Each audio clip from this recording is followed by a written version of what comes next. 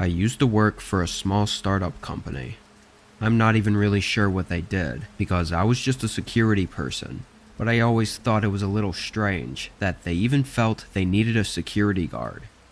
The office was really small and looked somewhat unimportant, like any other office. It made my job easy though, because I didn't have to parade around multiple floors all night. I got in at 9 and turned on the security alarm systems, then headed to the little security room that had all the camera screens set up. The place only had outdoor cameras, which were really low quality. The first couple hours went by slowly, with the usual nothing going on. Sometime around 1 a.m. though, I heard what sounded like a latch clicking shut. I sat there confused for a moment, then stood up and opened the door to the hallway. Everything looked exactly how I'd left it. There were only 3 doors down the hallway, and each one was closed. I walked over to each door, opening them and briefly looking around. The rooms were layered with a bunch of office desks, but from what I could see, it was all normal. By now, it had been long enough for me to start wondering if the sound I heard was actually what I thought it was. Maybe I just didn't hear it right. After all, the security systems should have triggered an alarm if someone had opened one of the main doors to get inside. So I went back to the room, this time leaving the door open to the hallway, so if I heard it again, it'd be more clear.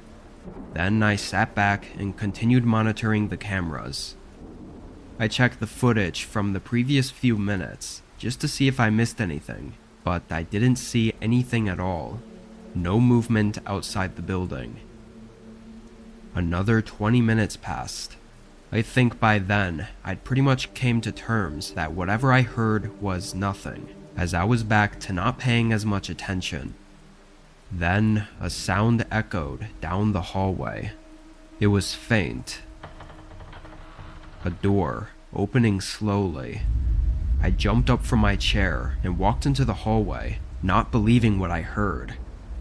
I immediately saw one of the doors was cracked open. Knowing that none of the alarms went off and nothing had shown up on the cameras, I was extremely confused. I was sure that nobody could be in here. I crept over and opened the door a little further, revealing the dark office room. I took a few steps inside, but didn't hear or see anything, so I started to walk further in, going past each office desk.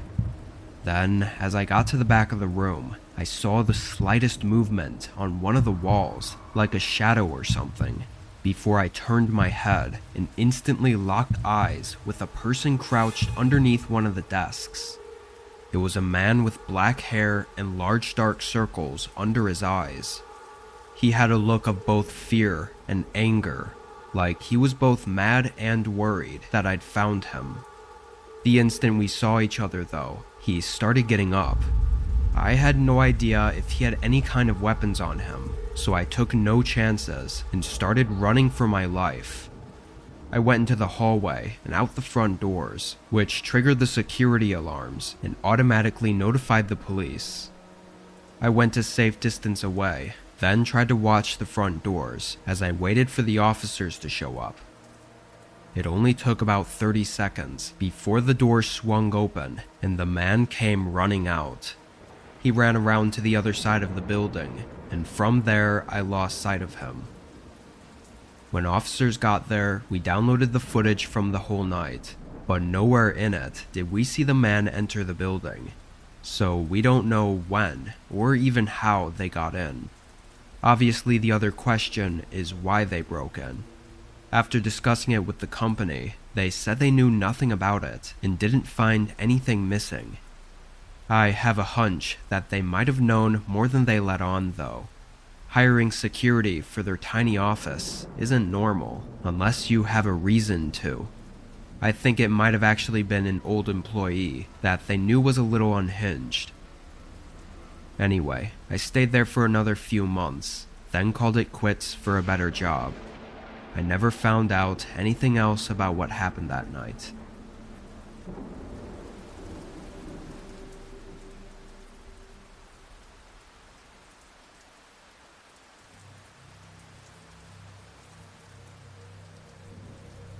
This was during our school's winter break.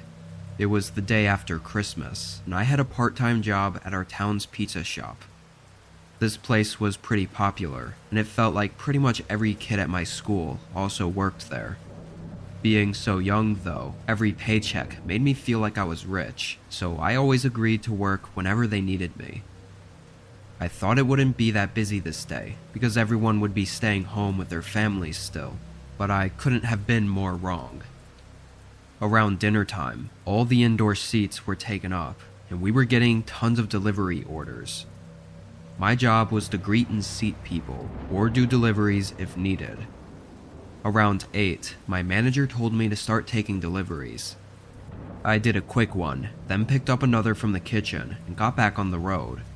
It was a single pizza to be delivered at a home 20 minutes away. At least the roads weren't busy.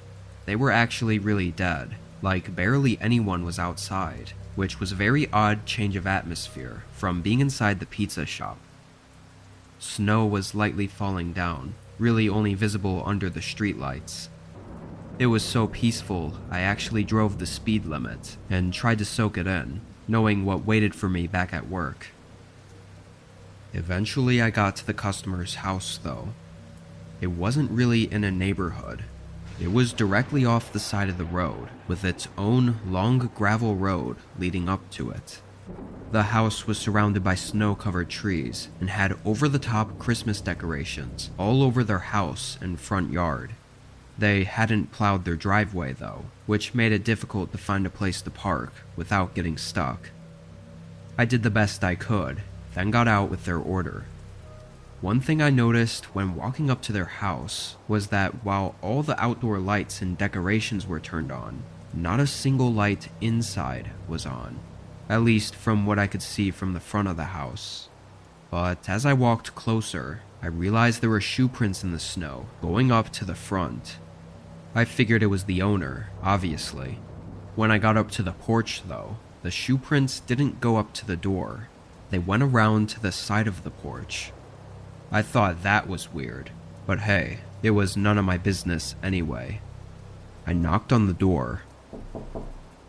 It was pretty cold out there, so after 30 seconds, I knocked again. It was quiet outside, just the low breeze and falling snow, and yet I still heard nothing inside the house. I double-checked the receipt to make sure I needed the payment, then knocked for a third time. I mean, the shoe prints in the snow were fresh, so they had to be home. Getting frustrated and starting to shiver, I knocked one last time, very loudly, probably shaking the whole house. Still, nobody answered. After that, I gave up. I left and went back to my car, getting in and trying to turn it on, but it wouldn't start. The engine kept stalling. I swore under my breath as I tried relentlessly to get it going, only getting more frustrated by the second, and my hands getting colder and colder. Then I happened to glance up and saw a person standing outside the house. They were completely bundled up, boots, jacket, snow pants, everything. I got out of my car. "Hey, did you order the pizza? I've been out here knocking on your door for 5 minutes." They didn't say anything, but began walking toward me. It took me a few seconds to realize something wasn't right, and I got back in my car. The way they kept their pace, not hurrying or anything, gave me the impression that they knew I couldn't leave. And that's when I started to panic. I began dialing 911 as they approached my window. Just when the officer asked what my emergency was, they started speaking.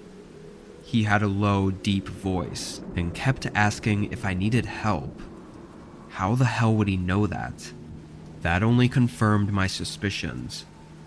I told the officer what I could and how to get where I was. The man outside started getting impatient, moving faster and looking around like he was trying to find a way in. It was absolutely terrifying, sitting helplessly in my tiny car with this likely dangerous man outside, and only a thin window between us. I kept trying to get the engine running, praying for it to work. He then started reaching into his pockets, looking for something, but I could see the panic in his face when he couldn't find whatever he was looking for. He then punched the window a few times, trying to break it, before running back to the side of the house like he was going to get something. 2 minutes passed as I sat there trying to decide whether to wait for the cops or leave my car and try to make a run for it. Then I saw the flickering blue and red lights in my mirror, and at the same time, the man showed up on the side of the house, holding something in his right hand. He saw the lights and instantly took off. I'm sure it doesn't need too much explaining as to what happened that night, but that man didn't live there. The owners were gone for the holidays, but the man had plugged in their decorations in the outlet outside the house to make it look like they were home. While I was on the porch, he tampered with something outside my car to keep it from turning on. I'm not a car guy, so honestly I didn't really understand it. Likely the man planned to kidnap me, but out of sheer luck, he must have dropped his knife or whatever tool he needed to break the window, so that's what he ran back to get.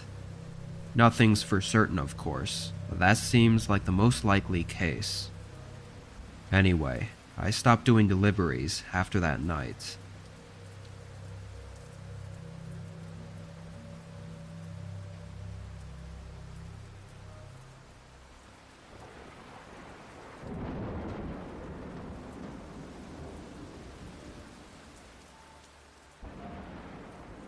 It was a pretty typical night in the middle of March. I worked at a gas station at the time. Usually I did afternoon shifts, but every once in a while I'd cover for someone's overnight shift. I had gotten a call in the morning to come in from 10 p.m. to 8 a.m., all of which would count as overtime, so I quickly agreed. I got in and took over for the manager, then sat behind the front counter.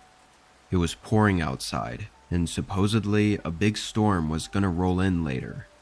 Seemed to keep most people at home because the gas station was dead. After sitting inside for an hour, I threw on my raincoat and ran outside to prepare the station for the storm. There were a bunch of loose things hanging around the pumps that needed to be brought inside. I started picking them up and running back and forth to drop them off, and as I was grabbing the last few, I noticed a man not too far away from the gas station. He was on the side of the street, pacing around and getting drenched by the rain. It was very unusual, though it looked like he was probably just waiting for a ride. I finished up and headed inside. 2 hours later, thunder started rumbling in the distance, and soon after, heavy winds and even harsher rain came swooping in. I knew it would be bad, but this was insane. The wind smacking against the sides of the building was actually making the whole room shake, and at one point I even thought the front doors were going to snap off the hinges because they swung open so fast. I hurried over and secured the bolt lock to keep them in place, then moved toward the back of the building and into the storage room, away from all the windows, and I just waited. I want to say it was maybe 30 minutes after the storm has started. I was still in the back of the building when, through all the harsh noises, I heard a muffled sound.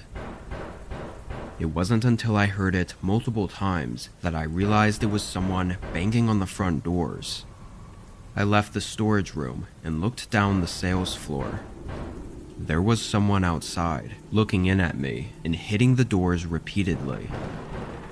I hurried over and unlocked it, thinking he was in trouble and needed help. He quickly ran inside, and I closed and locked the doors behind him. The man was soaking wet and had pools of water draining from his jacket and spilling onto the floor. He didn't stop to thank me or explain himself. He just kept walking, back and forth, pacing across the floor. It was the same man I'd seen outside earlier. Had he been out there the whole time? It had been over 2 hours since I'd seen him. I tried asking if he was okay, and if I needed to call for help. but the man just kept pacing the floor with this blank, hollow look in his eyes. After watching him for a minute, I got really uncomfortable and started to walk to the front desk to call the police. As I picked up the phone though, his eyes snapped at me and he stopped walking. It was then, as we looked at each other, that I noticed his hands were cut. Like right on the knuckles, they were bloody and bruised. I caught myself looking for too long, and by the time I looked back up at the man's eyes, I could tell he was pissed.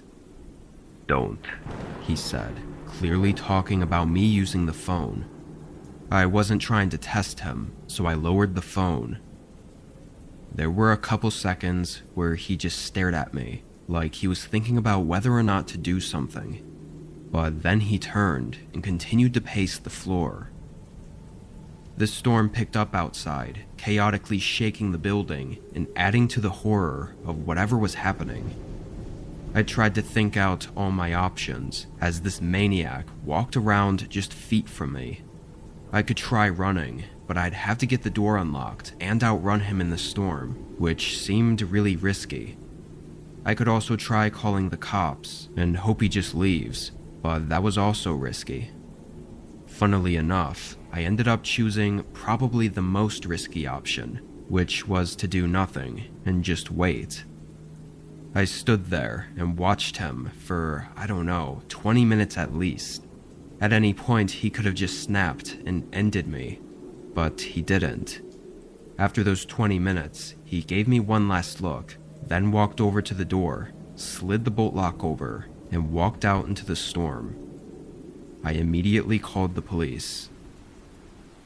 I'm not sure if it was just because of the storm, or because they didn't think it was urgent enough, but it took over a half hour for a cop to show up. By then, whoever the hell that man was gone. They never found him. When the storm finally passed on the following day, there was a report filed for a missing woman. She never returned home from work that night after leaving the office at 11 p.m.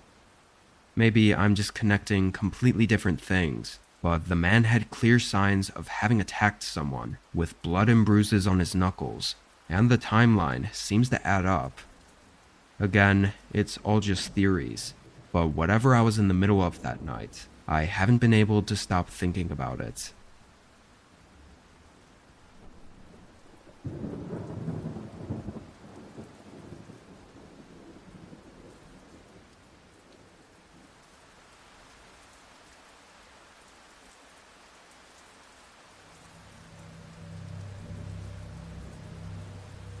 Last fall, I turned 16 and started my first job at a really small pizza place in my town.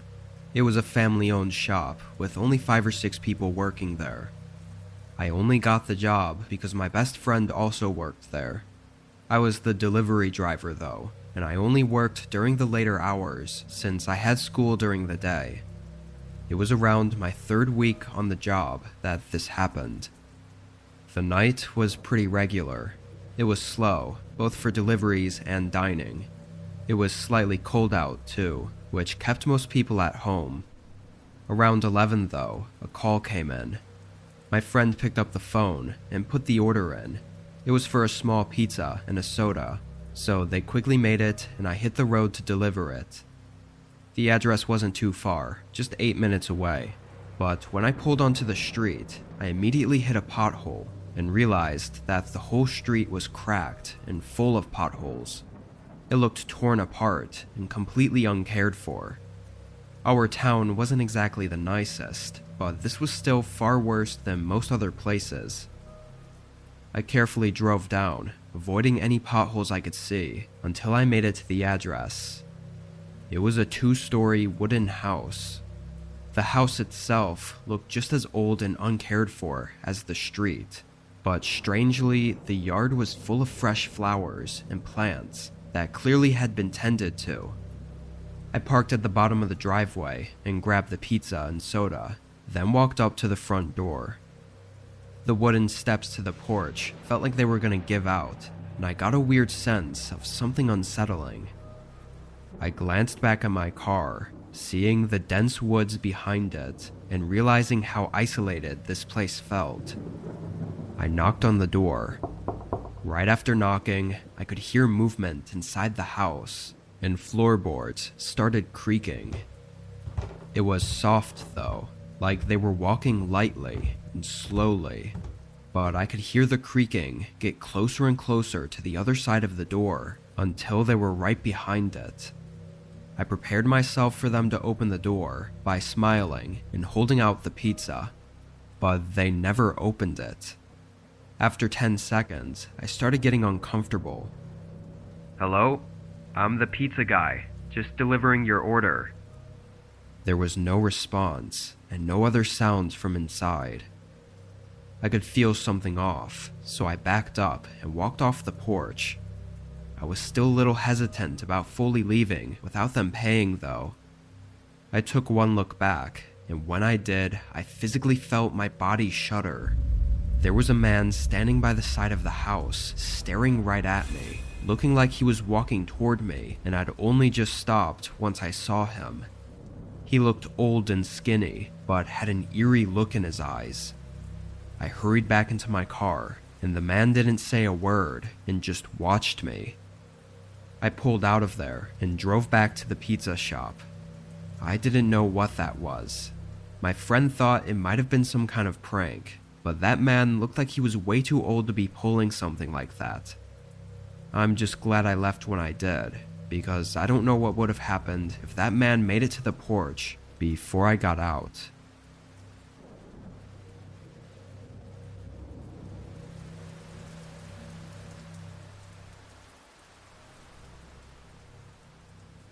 This was only a month ago. It was late September, and where I'm at, we were having a lot of rain. Pretty much every day, it was pouring down. I work as an outdoor security guard for a warehouse on the outskirts of the city, so rain doesn't exactly make my job any more enjoyable. Luckily, the company I work for lets me stay inside on rainy nights, but it always made the shift go by a lot slower. Instead of getting to roam around outside the building, I just had to stand by the glass entrance doors and watch for anything. Anyway, this night I got in at 9, locking up the place after all the employees left. It was pouring outside, so I stayed in and stood by the door, and honestly just tried to stay awake. There was nothing to see except rain and the occasional thunder and lightning. A few hours went by. During that time, I just leaned against the wall and made a few trips to the bathroom. But then, as I stood by the entrance doors, fighting to stay awake, there was a deep, creaking thud.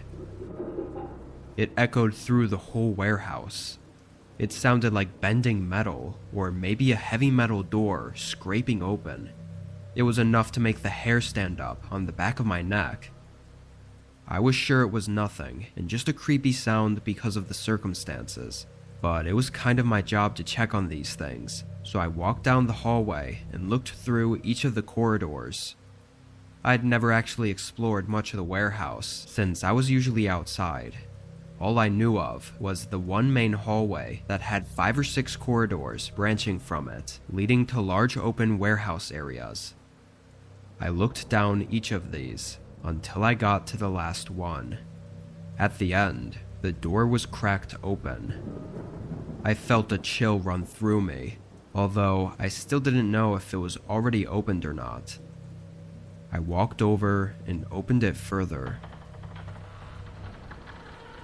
The whole room was dark. "Hello?"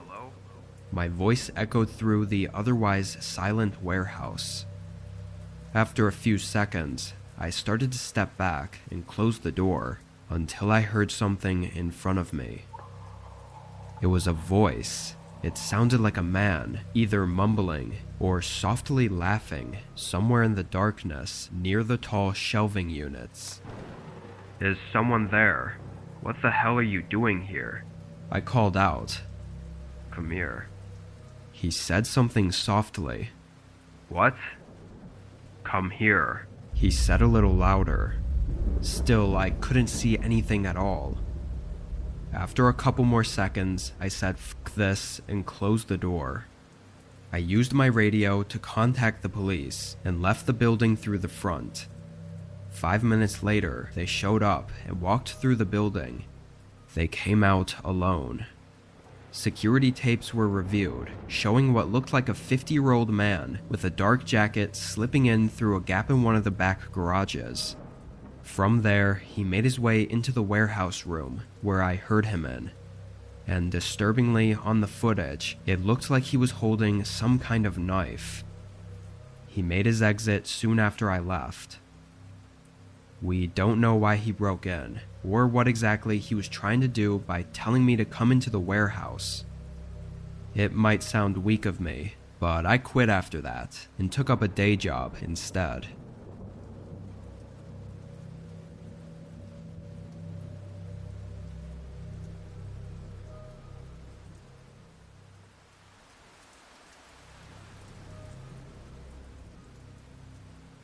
Four years ago, in late October, I picked up a new job at a gas station. My friends were throwing a big Halloween party on the 31st, but because of when I got hired, I didn't have any vacation time, so unfortunately I had to work that night. At least I had most of the day to hand out candy and watch some movies though. I went into work at 8. The streets were pretty quiet, at least of cars, since kids were running around trick-or-treating. So I hoped the gas station wouldn't be busy. Thankfully, I got what I wished for. Only a couple dozen cars came in my first hour, and once it got closer to 10, even less were coming by. Even the roads weren't busy. I kept seeing a police car patrolling the road every 15 minutes, but aside from that, it was dead outside. I was fine with it being slow, but scrolling through my phone and seeing everyone else having fun on Halloween night was a little depressing, so I grabbed some boxes from the back of stuff to refill on the shelves. Another little while passed, and as my back was to the front door, I heard the little bell go off. I turned around and saw 3 men walking into the shop. They were all wearing Halloween costumes, like full costumes with masks and everything. One of them was dressed up as Michael Myers, but the other 2 I didn't recognize, probably some other typical Halloween characters. I could tell immediately they weren't kids though. They were grown adults. One of them even had a long beard sticking out from under the mask and had tattoos going up his neck. I greeted them, but aside from a quick glance, they didn't acknowledge me. Maybe they were just trying to be in character or something. I don't know. But it was already weird that they kept the masks on. I left the aisle and went around to the checkout counter while I waited for them to grab what they needed. I noticed there weren't any cars outside though, which explained why I didn't hear them pull in. I watched them look around for a minute at the candy aisle. Then they picked up a bag of Dum Dum lollipops and tossed them on the counter. "Find everything you needed?" They didn't say anything. I rang it up and told them the total. They paid in cash. As I was doing the transaction though, I couldn't help but notice one of them in the back staring at me. Through the mask, I could only see his eyes, but they were locked on me and looked frustrated or angry or something. It made me really uncomfortable. I finished up and told them to have a good night. There was a pause though, before one of the men walked up to the front door and pulled down the bolt lock. My stomach dropped. The one that was staring at me then immediately came around the counter and shoved me onto the ground. I tried to stay calm and told them to take the money and that I wouldn't stop them. However, the other man walked around the counter and right past the register. They weren't here for the money. He forced zip ties around my hands and lifted me onto my feet. I was completely helpless as they dragged me through the store, and after briefly checking outside, they rushed me out the entrance. It was only as they dragged me toward the side of the building that I noticed an old car sitting in the grass outside the parking lot. As we reached the edge of the parking lot though, a sudden glaring light came over top us. It was a police car pulling into the lot. The 3 men dropped me on the pavement and sprinted into their car. I don't know if it just was that their car wouldn't start, or they gave up, or what, but the officers were able to get them before they got away. Backup showed up not even 30 seconds later.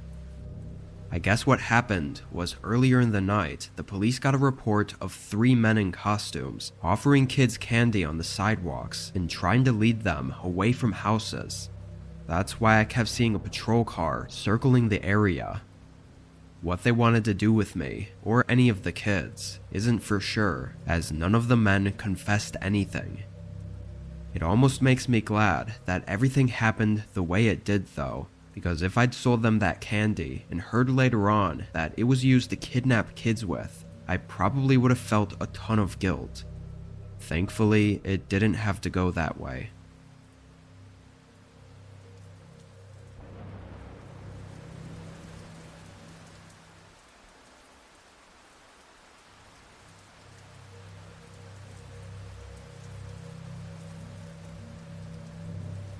I was on my way to deliver an order from the sandwich shop I worked for.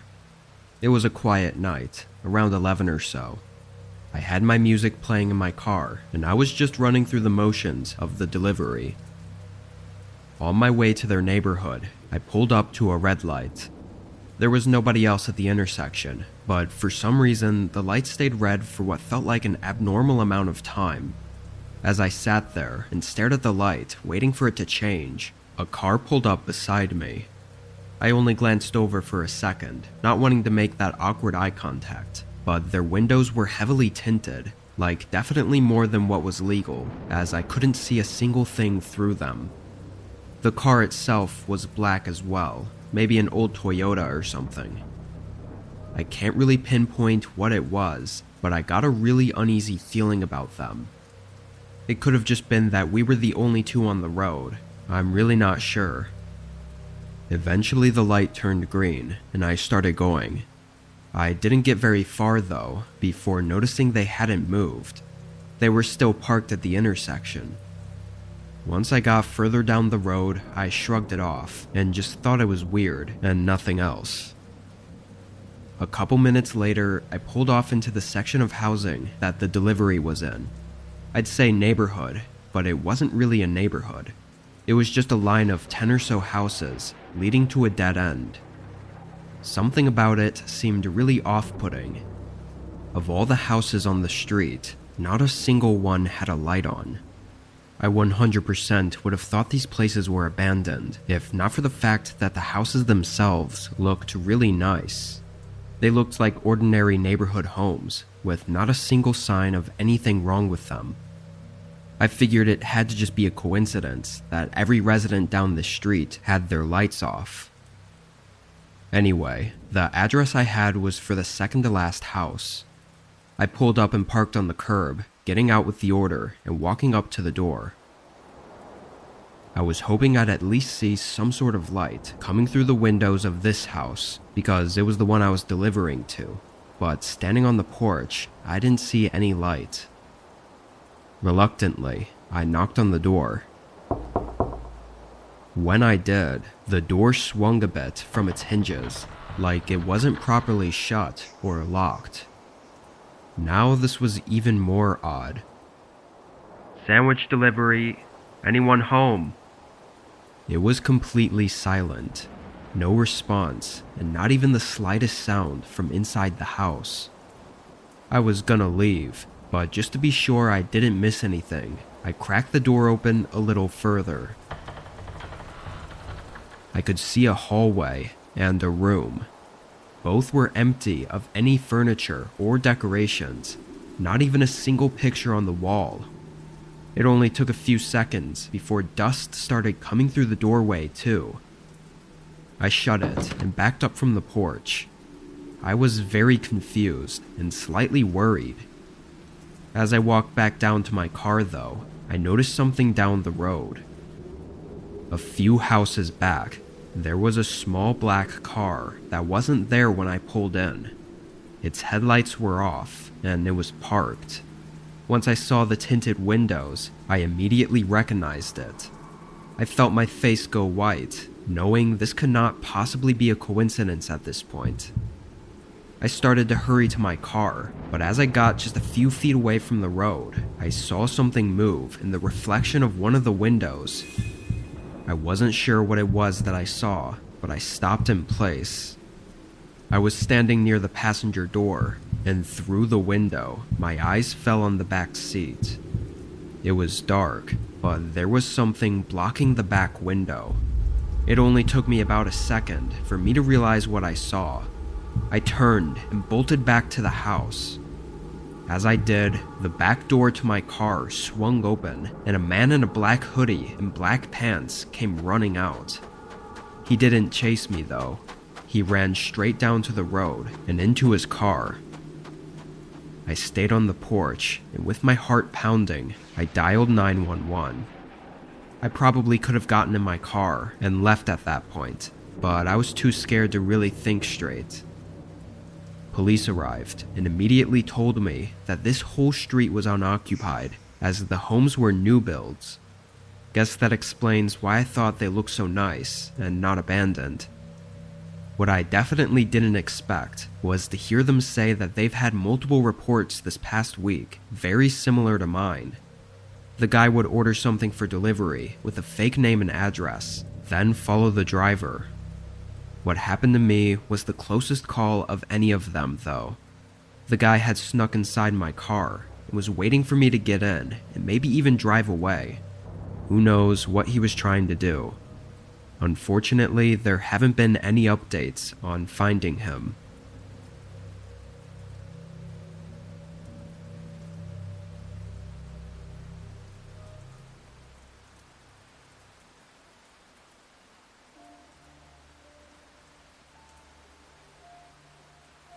I was pretty young when this happened. I think 16 or 17. It was at my first job, which was just some trashy pizza place. They paid slightly more than other places, and I made extra from tips when I did deliveries, so I stayed there for a while. I don't remember too much about the beginning of my shift this night. I probably started at my regular time, around 6, and was scheduled until 12, but the whole first half of my shift went by like any other day. It was sometime around 10 that we got an order for delivery, so I packed it up and left to drop it off. The place was 15 minutes away, in a small neighborhood. It took me a minute to find the house though, because all the trees were blocking the address numbers, and a lot of the homes had long driveways leading far from the road. Eventually I did find it, after circling back a few times. I drove down the driveway and parked closer to the home. It was one of those large houses that looked like it was built forever ago. I got the food and walked up to the front porch. It was hard not to notice how quiet it was in this neighborhood. It felt like I was so far away from everything, especially with the trees everywhere. When I got up to the porch though, the front door was wide open. I'd seen a lot of people leave their doors cracked open before, but the way this one was fully open was a little bit excessive. Anyway, I walked over and knelt down to set the food inside the house, when a voice called out, "Hey, would you mind bringing the pizza in here? I'm just setting up the table." It was a man's voice, but they sounded friendly. I knew it was frowned on to enter someone's home while delivering, but honestly, it was a fairly normal request and usually didn't take more than a few extra seconds and typically secured a good tip. I stepped inside and walked down the hallway into the kitchen. I set the box on the table, but nobody else was in there. I'd just heard his voice only moments ago, and I never heard him walk anywhere else. I also noticed the house was extremely quiet, like no other sounds at all. I felt a shiver run through me, and as I decided to leave, his voice called out again. "Can you bring it in here, please?" His voice came from the other hallway connecting to the kitchen. There was a single door that was open, but whatever room was behind it was dark. There was no light on. It also sounded like his voice came from right behind the doorway, like he was standing just out of sight. After a few seconds, I turned around and fast walked back out the front door. I got in my car and drove back to work, and I never said a word about it. I thought I'd either get made fun of for being scared or for being stupid, so I just kept it to myself. Thinking back on it now though, there was definitely something up with that guy. Nothing about that encounter was normal. I'm just glad that at least I was smart enough to leave when I did, because there's really no saying what would have happened if I went into that room with him.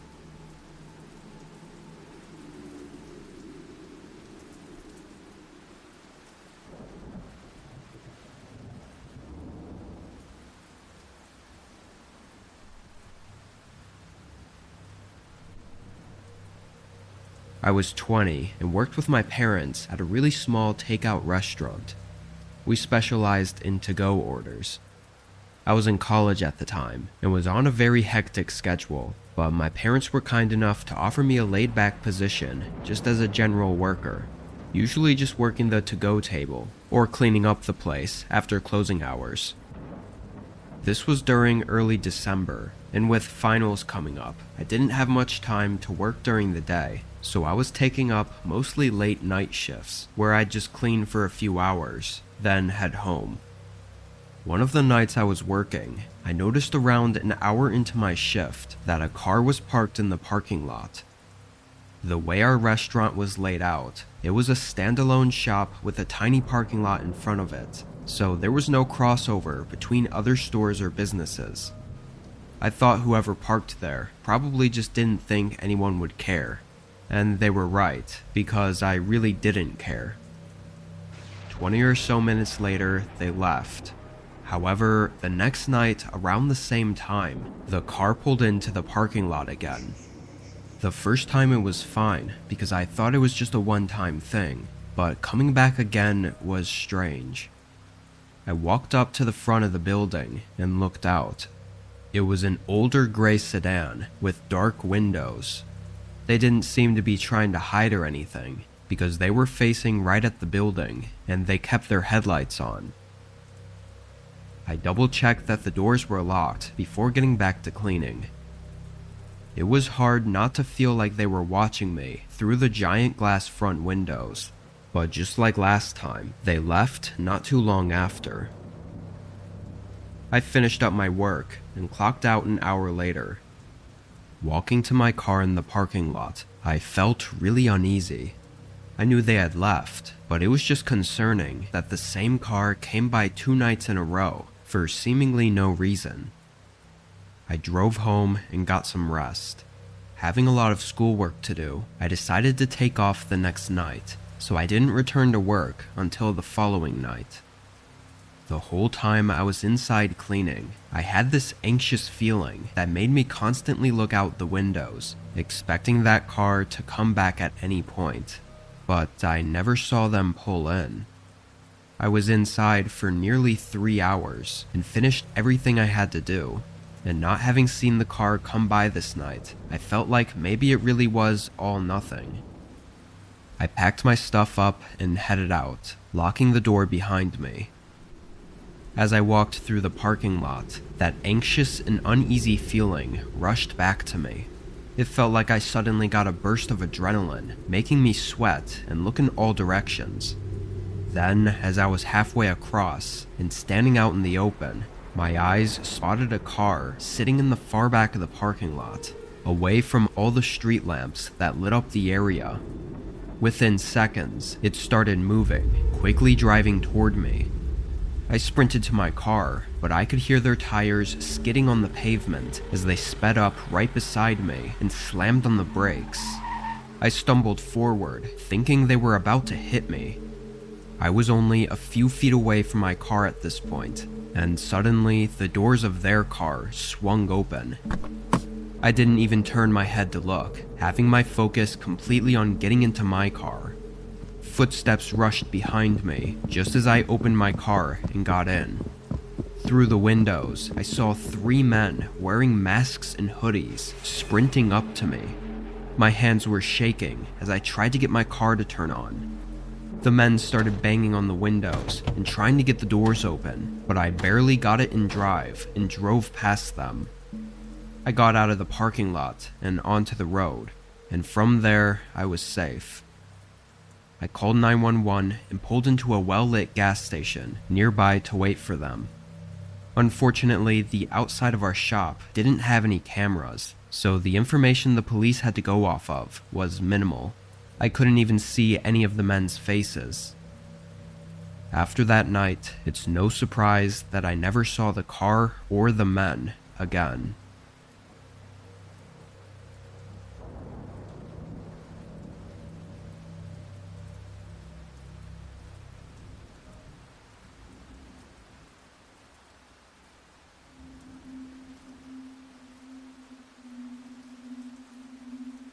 It was mid-January, and it was snowing every day here.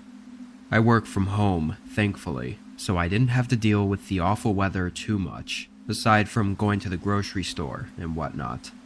Some of the days it was pretty bad, with heavy snowfall and gusts of wind. This day, I was in Zoom meetings all day for work, but my connection was really poor and not making for the best experience.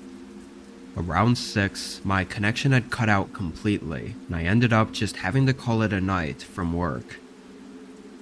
The sun had already set by then, but I took my dog outside to use the bathroom really quick. The wind was so cold, it was painful. But while I was out there, I noticed a person standing near the road. They were just standing there, not doing anything, which is fine, but also strange in this kind of weather. I didn't stay out there long enough to really think about it, though. I hurried inside and warmed up, drying my dog's paws off and bundling up under some blankets on the couch. I turned on the news to play in the background, just in case there were any major updates or possible blizzards coming in. Only a few minutes went by when my dog suddenly perked up and a few moments later began growling at the front door. I didn't have any curtains open, so I couldn't see outside. I got up and walked over to the door. There was a guy walking around outside my front patio. I could see their shoe prints in the snow, going back and forth, as if they'd been walking around for a couple minutes already. He went back and forth again, before walking to the side of the house and disappearing. After a minute, I went back to the couch. My dog, Gracie, was laying down again, and didn't seem alarmed anymore. I wasn't really sure what to think about that guy walking around outside my house. It was odd, for sure, but enough to call the police over? Probably not. I just kept an eye on Gracie to see if she heard him again. The rest of that night, though, there wasn't anything else. I took Gracie out one more time around 10, and it was even colder and snowy outside, so surely nobody could be out here anymore. I then went upstairs to my bedroom and got ready, then hopped in bed and fell asleep. Actually, I'm not really sure if I'd fallen asleep yet, or was just about to, but I remember opening my eyes to seeing Gracie standing at the bedroom door. She was just staring at the door, head perked up and tail under her legs. I whispered her name, trying to call her over, but she didn't move. Gracie had always been nervous about strangers, but she'd never acted like this inside our home, so I knew something was up. I threw the covers off me and got out of bed, quietly walking to the door and putting my ear against it to listen. I don't know what I expected to hear, but it was quiet. I put my hand on the doorknob, about to unlock and open it, when someone on the other side twisted the handle. I stared in fear as it slowly moved back and forth. Someone was on the other side trying to open the door, and I was just moments away from unlocking it. I could feel my heart pacing faster, and at first I tried to stay quiet, but as the person started to get more aggressive with trying to open the door, I realized they already knew I was in that room. I ran to the bed, getting my phone and dialing 911 as I tried to look for some kind of weapon to defend myself with. It seemed like after I started moving around though, the person fell quiet, not trying to open the door and not moving in the hallway. Still, I grabbed my clothing iron from the closet and proceeded to tell the operator that I needed help. I want to say I waited 10 minutes for cops to arrive. They came in and found no one else inside. The front door was wide open though, probably lockpicked, and snowy boot prints were all over the hallways. They had no intent on stealing anything. They were just looking for me. Unfortunately, that's where the trail ends. The guy came and left with no other traces. I don't think I'd even be able to sleep at night, if not for Gracie watching my back.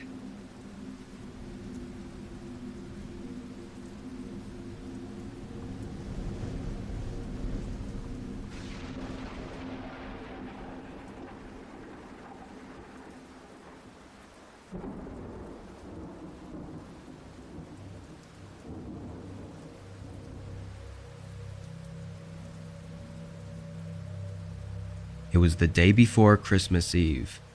I had hopped in my car to do a few DoorDash deliveries, hoping the holiday season would bring in some better tips.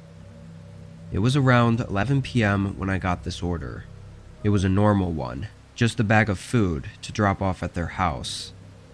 Most of my previous orders were actually grocery deliveries, probably because stores would be closing up for the next 2 days. The address on this one was far though, farther than I'd usually be willing to drive, but with not many other orders coming through, I took it anyway. It was lightly snowing outside, and the roads were very quiet, making the drive peaceful. The house was not in an average neighborhood though. When I pulled up to what I thought was going to be the entrance to the neighborhood, it was actually just a thin path through the trees, with a small cabin-looking home at the end. I pulled down and parked, getting out with the food. I walked up to the door and gave it a few knocks. Inside, I could hear chatter, like a group of people laughing and talking over each other. It sounded like so many people, I was actually confused on how they could all fit in such a small cabin. There was also something strange about the way it sounded that just didn't seem right. Something was off. Then the door opened. A man stood in front of me, and the contrast to what I expected had me put off for a second. The inside of the house was still, motionless. Nobody was running around, and most of the lights weren't even on. And yet, the sound of a huge holiday party was coming from the small room at the end of the hallway. The man smiled at me. "Why don't you come bring the food inside? They'll be happy to see you." That was an odd thing to say. I began stuttering, trying to say no and make up an excuse, but the man interrupted. "They just want to thank you for working during the holidays. You'll be glad you stopped by." All the while he was saying these strange and honestly creepy things, the chatter in the back of the cabin continued, until it suddenly cut out. Just like that, the cabin was quiet. It was like a recording or tape had stopped playing. The man looked back for a moment, clearly not expecting that to happen, and before he could do anything, I dropped the bag on the porch and ran back to my car. I got in and drove away. I stopped doing deliveries for the night and just stayed home for the rest of the holidays. I know nothing actually happened at that cabin, but it's how disturbingly strange everything was, and the thought of what could have happened that still freaks me out.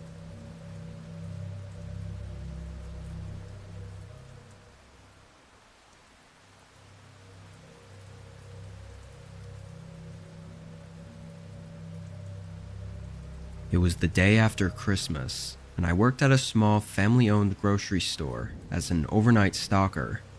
I'm not even sure why I was scheduled this night, because we were closed for Christmas, and it was probably really slow during the day, so there wasn't much for me to do as far as stalking. I spent the first hour filling what little needed to be filled on the shelves, but then I kinda just wandered around. As I was walking past the front of the store, I noticed a person outside, unusually close to the building for this time of night. It looked like he was just walking around, but he quickly noticed me looking at him, and instead of going away, he came closer to the window. He didn't say anything or try knocking, he just stared at me. I felt really uneasy and wasn't sure what to do. After a few seconds of him not looking away, I turned and walked away from the window. I guess I was just trying to play it off, like I wasn't bothered. That was very strange though, like no normal person acts like that. I waited a few minutes before going back to the front of the store and looking out the window. He was gone. I sighed in relief, then continued walking around the store to pass the time. I was just weaving in and out of the aisles, fixing up some of the shelves. Maybe 10 minutes had passed when I rounded the corner at the end of one of the aisles and immediately stopped walking. There were several boxes that had fallen off the shelves and were scattered on the floor. They weren't small things either that could have just tipped over. They had to have been knocked down or moved by someone. Just as I was trying to process it, I heard something from down the aisle. A soft but deep and eerie laugh, like a man quietly laughing right around the end of the aisle. It almost sounded unnatural, like a grown adult giggling like a child. Part of me thought about going to confront him, but when I remembered the man I saw by the window, they were fairly big and could have had something hidden in their jacket. I ran to the front and out the doors, getting in my car and calling the police. They pulled in 10 minutes later, and the man inside the store was gone. We later got hold of the security tapes and saw him find a way in through a side door, and as he hid behind the aisle, laughing at me, he held a knife in his hand, some kind of small switchblade. Cops think he wasn't sober, and I don't disagree, but I also don't think it changes anything. I could have died that night if things had gone any differently.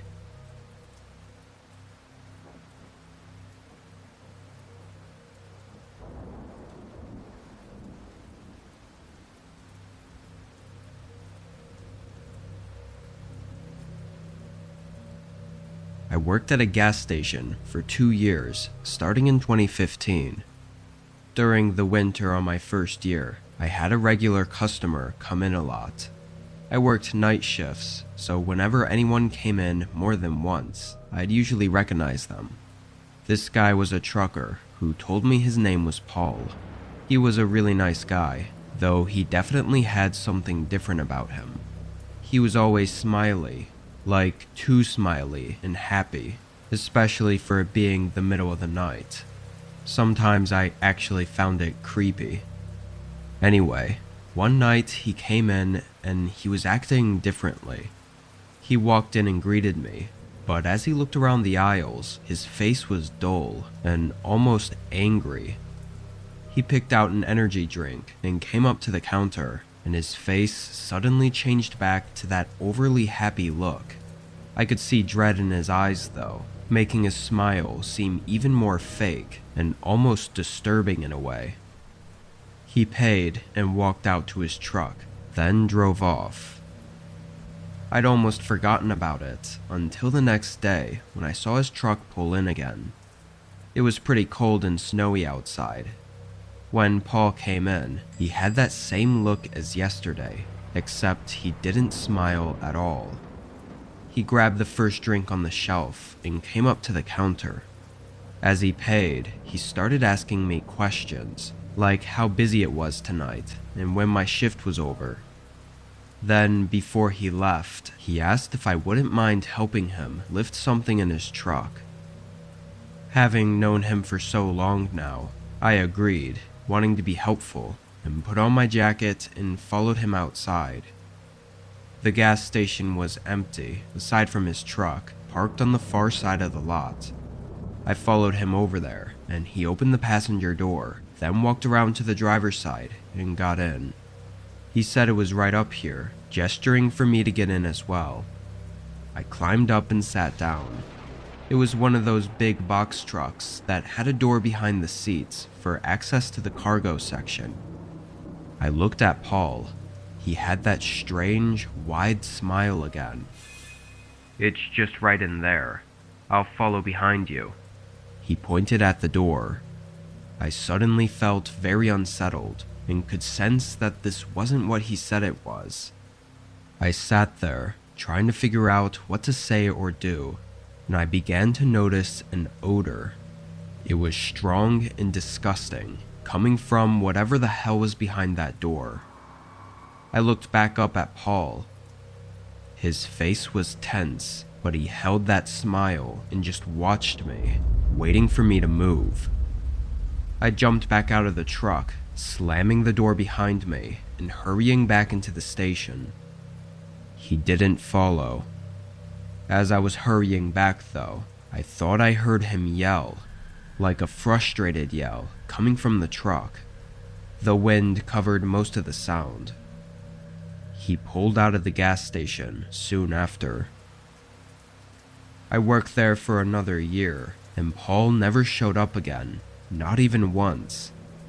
I don't know what was back there, or what was really going on with Paul, but I think I was lucky to not have to find out.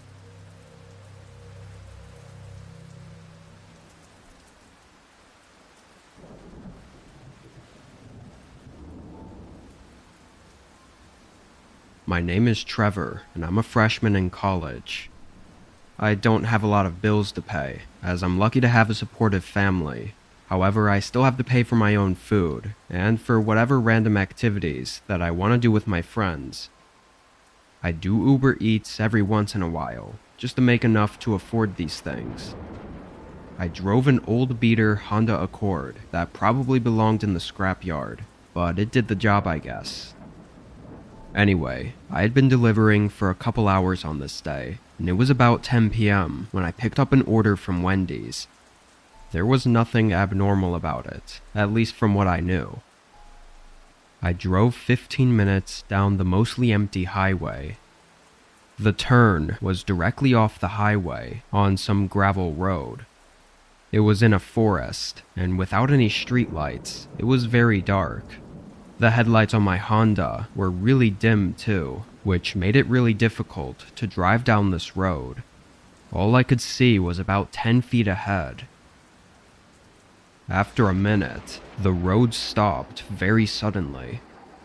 I checked my Uber Eats app, and it showed that I'd arrived. However, I didn't see a house anywhere. I stepped out of my car and took a few steps in front of my headlights, trying to see if there was a path or something. I didn't see anything. It was just woods and trees. I started to wonder if maybe I had missed a turn somewhere along the gravel road. I turned back around and opened my car door, but as I was getting in, I spotted a light in the woods. It was just a small, dim light coming from between the trees. It wasn't moving at all, which made me think it might be a porch light. I walked a little bit closer to try and see, but it wasn't bright enough to show anything around it. Literally all I could see was the light itself. I stood there for a minute, awkwardly holding the Wendy's bag and unsure whether or not to walk up to it. Then it suddenly moved.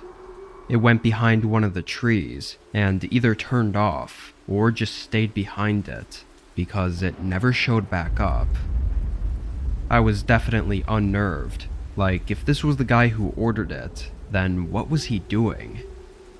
I took a few steps back toward my car, and that's when I heard leaves crunching from directly in front of me. I could hear it getting closer, but still saw nothing aside from empty darkness among the trees. I dropped the bag and got in my car. It took my stupid old car way too long to start, but when it finally did, I made a 3-point turn and began driving back down the gravel road. As I did, I caught a glimpse of a man in the side of my headlights, sprinting through the woods and right at the road, clearly trying to cut me off. I luckily made it past him before he got in front of me, because I honestly don't think my car would have been able to stop or swerve out of the way. The rest of that gravel road, it was eerily quiet. When I got back to the highway, I ended my shift and went straight back home. I looked up that area on Google Maps, and there were absolutely zero houses there. It was just some abandoned gravel road with a dead end. I don't know what I was in the middle of, or how many people were in the woods around me, but I know I'm lucky to have gotten away.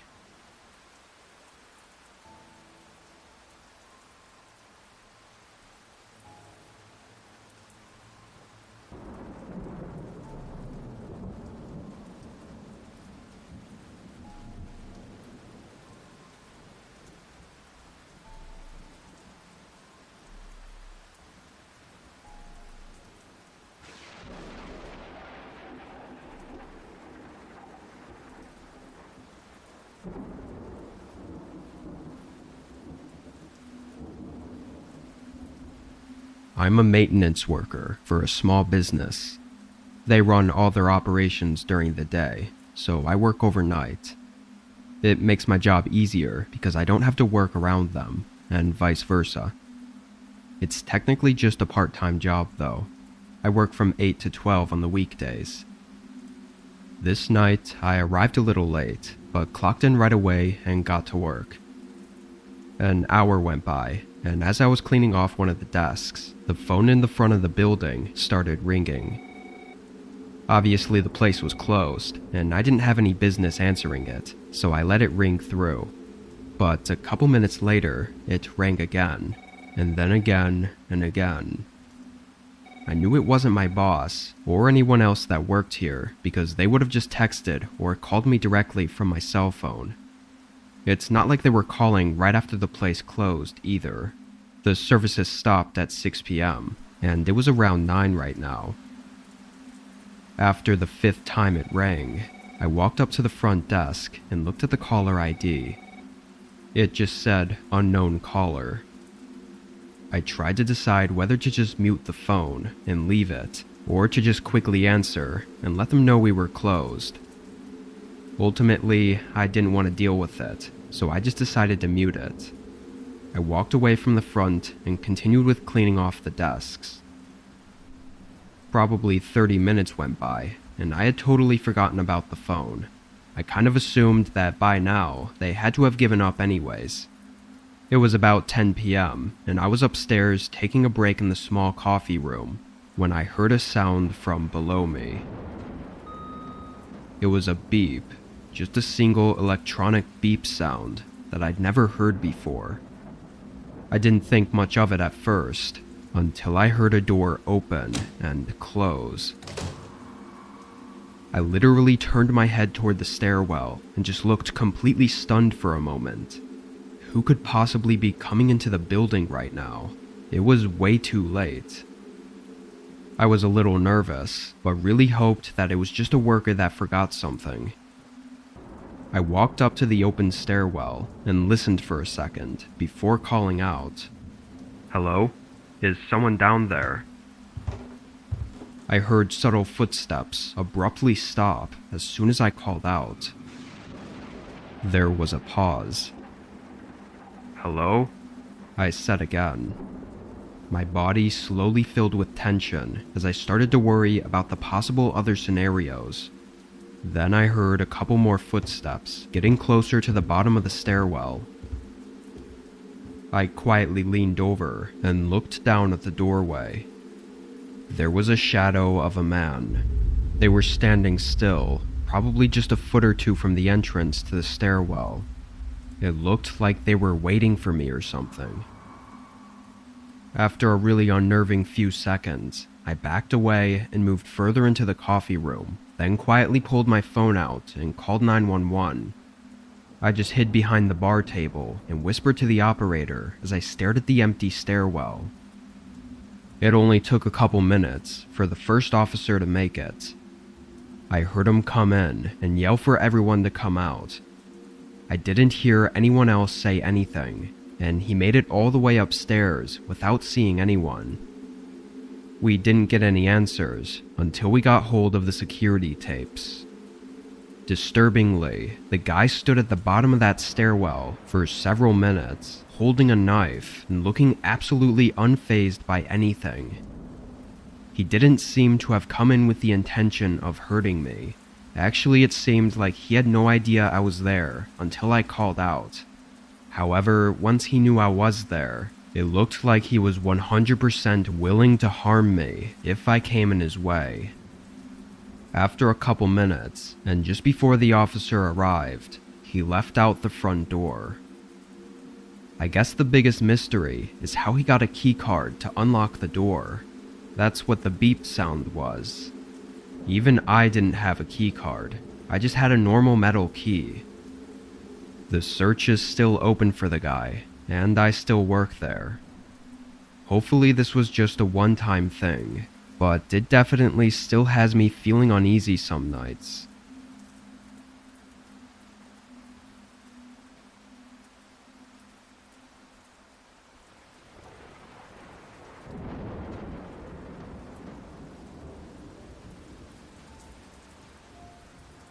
My name is John. I'm 23. I work at a 24/7 bar in my town that's known for our pizza and drinks. We don't really have any other food options, but people seem to enjoy it anyway. I never understood why the owners decided they wanted us to deliver pizzas. It's a lot of hassle for probably not that much extra money. But since we didn't really get that many delivery orders, I was always the only driver during the 10 p.m. to 6 a.m. shift. On this night, I walked into the place being pretty crowded. There were several large groups, and with deliveries being slow, I was helping out with waiting tables in the meantime. There were a few deliveries I made, maybe once an hour, and at 3 a.m. there was another regular delivery for me to drop off. I grabbed the single pizza and got in my car. The address was 15 minutes away, so I typed it into Google Maps and started driving. Everything up until this point was completely normal. This was just like any other delivery, and honestly I was happy to get out of the crowded bar and onto the quiet roads. While driving though, I got caught off guard when my Google Maps suddenly said I'd arrived. I wasn't even in a neighborhood. I pulled over on the curb and tried to figure out where I'd gone wrong. But double checking everything, this was the address that was on the order. It was for the entrance to a forest preserve or park or something. There weren't even any houses nearby that it could have been mixed up with, so I called the customer's number. It rang for less than a second before they picked up. "Hey, this is John. I'm just trying to deliver your pizza, but I think you've given us the wrong address." There was a strangely long pause as I could hear the guy breathing into the phone before he described my car and said to look to my left. I did as he said and literally saw nothing but a completely pitch black forest. Then I saw something move. It was him, waving his arms in the air to get my attention. He was standing in the forest behind the road. I don't know why he didn't just come onto the side of the road where it was easier to see, or even why he ordered it here to begin with. I got out and started walking over. It was hard not to notice how eerily quiet it was outside next to this forest preserve. There were no cars anywhere and no other people. I found it really odd too that as I walked up, the guy didn't move. Like he didn't meet me halfway. He just stood there and watched me walk across the street and up to the grass just before the edge of the forest where he was at. I stopped halfway through the grass, realizing this was getting really weird. I waved him over to come grab the pizza and pay for it. The guy hesitated, and instead of walking up to me, he looked behind me and on either side, pretty obviously looking for any bystanders. My nerves were really high at this point, which made it hard to think straight. If my mind was clear, I definitely would have just taken off for my car and left. Before I could come to my senses, the guy started approaching me. He was walking really fast and didn't slow down when he got closer. I stumbled back, but it was too late. The guy grabbed my upper arm and started pulling me back toward the forest. He was clearly trying to be quiet though, not yelling or anything, but instead putting all of his efforts into forcing me back. We struggled back and forth for several seconds before I realized I couldn't break free and started punching instead. It only took a few clean shots to his face before he let go, and by then, we were only a few feet from the forest. I took off running, looking back only to check if he was following.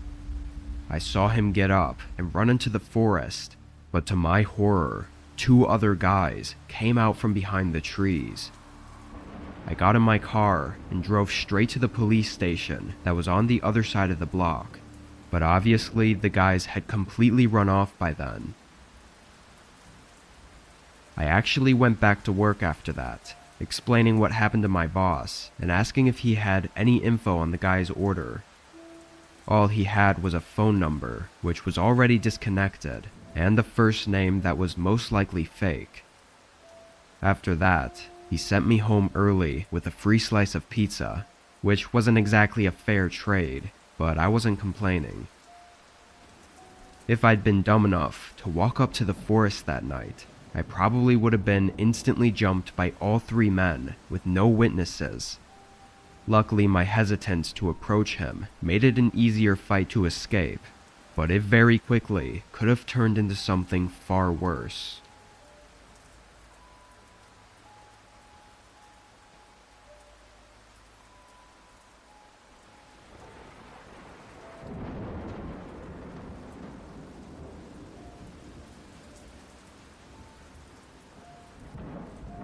During a period of my life where I was mostly living on the road, I often made money through house sitting and dog sitting. It was super easy and convenient to get temporary jobs that way, and it also paid me to stay at sometimes really nice houses for several days, or even weeks. I was scheduled to dog and house sit at a place in Washington this week. I drove up there on a Thursday and met the owners and the dog. It was a large golden retriever named Apple. She was extremely friendly and loving right from the start, and only an hour after arriving, the owners left for their vacation. With them gone, I decided to explore the house a bit just to make myself more comfortable, as I was going to be there for 5 to 6 days. It was a really large home in a very remote area of the national forest. I mean, this place had to be at least worth $1 million, and it honestly felt surreal to be staying there. That first day, I played with Apple and just got used to the home, then ate dinner and took her out for a walk around 7. The sun was slowly setting, and the whole road I was walking along was a peaceful wooded area. There were no other houses visible in any direction. I brought Apple down the road for about 15 minutes, then turned around and headed back. As we got back to the driveway though, there was a guy. He was walking down the driveway, and as he passed by me, he kept his head down and didn't say anything. He looked like he was 30-ish, with short black hair and some baggy jeans. Now, this was a really long driveway. Like, it took a whole 3 minutes of walking just to get to the house, but there were no other houses connected to this. So where the hell could he be coming from other than the house? I hurried Apple up to the home and got us both inside, locking the doors just in case. The only thing I could think of was that he was exploring the woods or something and just happened to pop out by the driveway. Seeing him walking away though, I hoped that whatever it wasn't something to worry too much about. Nothing else happened that day, and I went to bed that night around 10. This next day, I didn't do much. I relaxed inside with Apple and watched a movie while eating leftovers from yesterday. I felt like staying up late though, and the house had this really awesome upstairs balcony with a fire pit. So once the sun set, I lit up a campfire and sat on the lounge chair. Apple stayed with me for a while, but she ended up going back inside to lay in her bed. 30 minutes passed, and it was maybe 11:30 when I heard Apple start barking from inside the house. It wasn't just a typical bark though, it was very sudden and frantic, and knowing she was such a friendly dog, this really caught me off guard. I jumped up from the chair and ran inside. She was still barking, and it was coming from the other side of the upstairs hallway. When I looked down, I saw one of the doors to a spare bedroom was open, and I could see Apple in the room with her tail between her legs, staring at one side of the room. I called her name, but she just continued to bark, so I hurried into the room. Her gaze was fixed on a door. I could feel my adrenaline start kicking in as I moved toward it and slowly cracked the door open. It was pitch black in there, and I didn't know where the light switch was, but it was a large walk-in closet full of clothes hanging everywhere. And somehow, my eyes locked on a small gap. There was an eye staring right back at me. For a moment, I froze before quickly slamming the door. I could hear the clothes rattling inside the closet as I grabbed Apple's collar and rushed her downstairs and straight into my car. I drove away, hands shaking on the steering wheel, and called 911. Once cops arrived, I waited anxiously for 10 minutes as they searched the home, but came out alone. The guy had already left. We went over everything, and I told them about the person that I saw yesterday, but that was really all I knew, and I really couldn't confirm if it was the same person. What the officers told me is that the man probably knew the family was going on vacation and thought the house would be empty. What he intended to do is unclear though, and honestly, I'm not convinced that he broke in and hid in the closet without knowing I was there. I think he knew, which only makes it more terrifying. Thankfully, Apple noticed him and got my attention, because without her, I don't know what would have happened that night.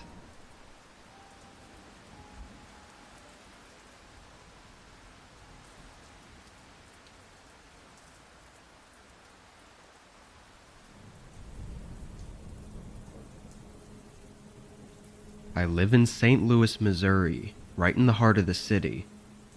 The high crime rate is no exaggeration, as there's new stories coming out every day about awful things. Living here, though, I'd actually never had anything happen to me up until this point, and never even seen anything happen personally. I always felt like whatever was going on was kind of outside of my life, so I tried to go about life as normal. I worked for both Uber Eats and DoorDash, usually on my bike since I was in the city. This day I was doing mostly Uber Eats, and I'd started around dinner time. The weather wasn't great, cloudy and raining off and on, but it's part of the job sometimes, as the money's not going to make itself. Around 11, I found myself pretty far from my usual location in the middle of the city. With the rain getting worse, I was thinking about just biking back to kind of reset my location closer to home, but an order popped up that was too hard to refuse. $30 for a delivery 2 miles away. For reference, I was on the edge of the city, where it merges into a more suburban area with small homes and large apartment buildings. It wasn't a nice area by any means, but it was nowhere I hadn't been before. I rode up to the restaurant and got the bag, then strapped it to my bike. As I was doing this, a car's headlights were lighting up the sidewalk I was on. It was parked a little ways down and had been there the whole time. I got on my bike and started heading out, and as I did, I saw the headlights move out and continue behind me. Just a coincidence, I assumed, but as I made a few turns and cycled into the neighborhood, that same car was still behind me. After a couple minutes, I made it to the apartment building that the delivery was for. I pulled up to the bike rack and swung my chain around it, and moments later, the car pulled into the parking lot. Now I was freaking out a little. Maybe it was still a coincidence, but I was still a bit on edge about them possibly stealing my bike. I grabbed the order and hurried inside, trying to drop it off quickly. I went up to the second floor and got to the room, then knocked on the door. It was a cash payment, which a lot of people do around here, but was super inconvenient right now. As I waited for them to answer, I looked down the hallway. It was dimly lit and really run down. Paint peeling on the walls, missing ceiling tiles, and even some mold near some of the doors. It was also oddly quiet for such a large building. Quiet enough for me to hear a couple people coming up the steps. I knocked on the door again, but kept my eyes fixed on the end of the hallway. I could feel my heart rate rising, like my body knew something was wrong about this. Then 2 men showed up at the end of the hallway. They were walking toward me, making eye contact, like they were staring me down. The person in the room still didn't open up, but I didn't know what to do. I tried to leave and walk past the 2 men, but they blocked the whole corridor and pushed me back. Then the door swung open. Another man, clearly with these 2, helped force me into their room, slamming and locking the door with me inside. I was screaming for my life at this point, with no idea what was going on. They threatened me and took me into the bedroom, which was completely empty of anything. They tossed me in and locked the door. I sat there in the middle of the small empty room and just felt hopeless and terrified. I could hear the 3 men talking, and they said something about getting both of us into a car. Both of us. I didn't know what that meant. Then there was screaming. Not from the men, though. It was from police officers, yelling for them to open the door. From what it sounded like, the men didn't put up any fight. I was helped out not too long after, which was when I figured out what both of us meant. There was another victim in one of the other rooms. I guess 10 minutes before I got there, they had done the exact same thing to a different delivery person. They ordered it, followed them, and kidnapped them. A neighbor had heard the commotion and called for help, which is why the cops arrived so quickly. As far as what was going to happen if nobody showed up, we can't say for certain. None of the men said a word about their intentions, so all the cops can do is assume based on any evidence they could find. Luckily, it seemed like this was their first attempt at something like this, so hopefully it'll be their last. I can't imagine what would have taken place if not for the neighbors saving us.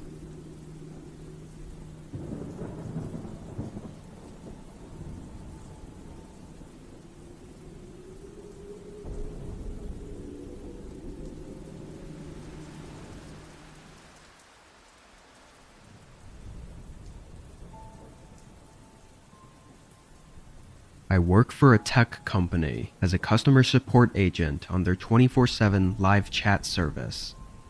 Because of the nature of the job, I get to work from home. The downside, though, was that I was an overnight worker.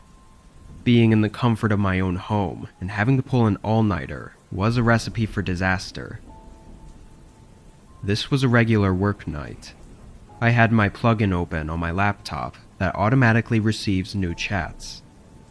I'd probably get 5 to 10 customers an hour, and each chat usually resolved within 2 minutes, so a lot of my job was just waiting. I kept a hot cup of coffee on my desk and had YouTube open on my other monitor. Around 2 a.m., maybe a little earlier, I was helping a customer figure out their refund when I heard something outside. It was a man, seemingly calling out for someone to help them. Something about it sent chills through me, as it sounded like they were right outside my house. Being in the middle of a chat, though, I couldn't get up to check who it was right away. Also, I wasn't even sure if I wanted to. I had a bad feeling. I continued to help the customer, hearing this man calling out in the background for several minutes. Once I was done, I decided to just look out the window and see what was going on. Whoever it was, though, I knew they couldn't possibly need help that bad if they were standing in the same spot for multiple minutes. I went downstairs, and after hearing them call out again, I realized they were somewhere near the back of my house. I went up to the window and peeked through the blinds.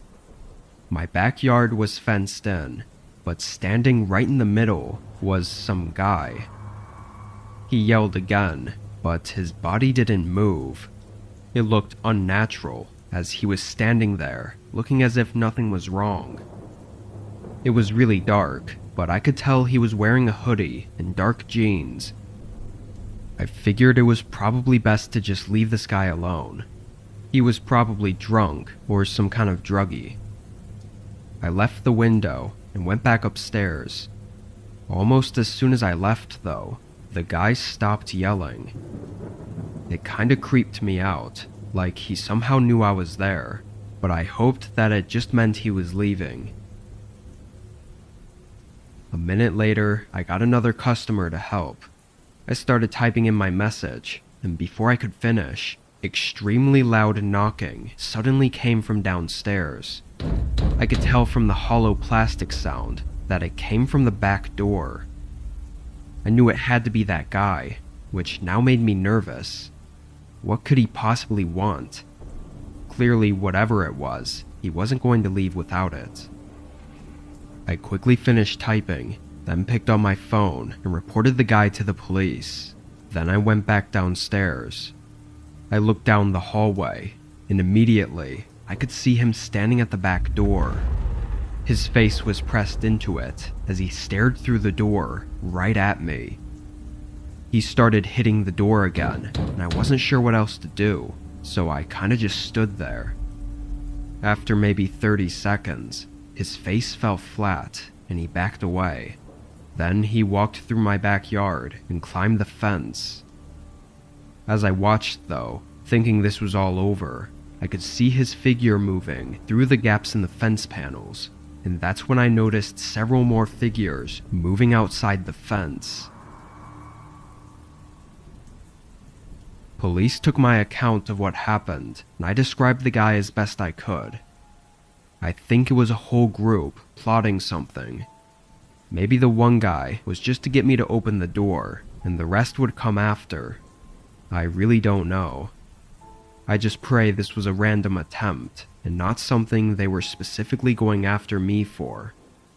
If that's the case, then that might not be the last I see of them.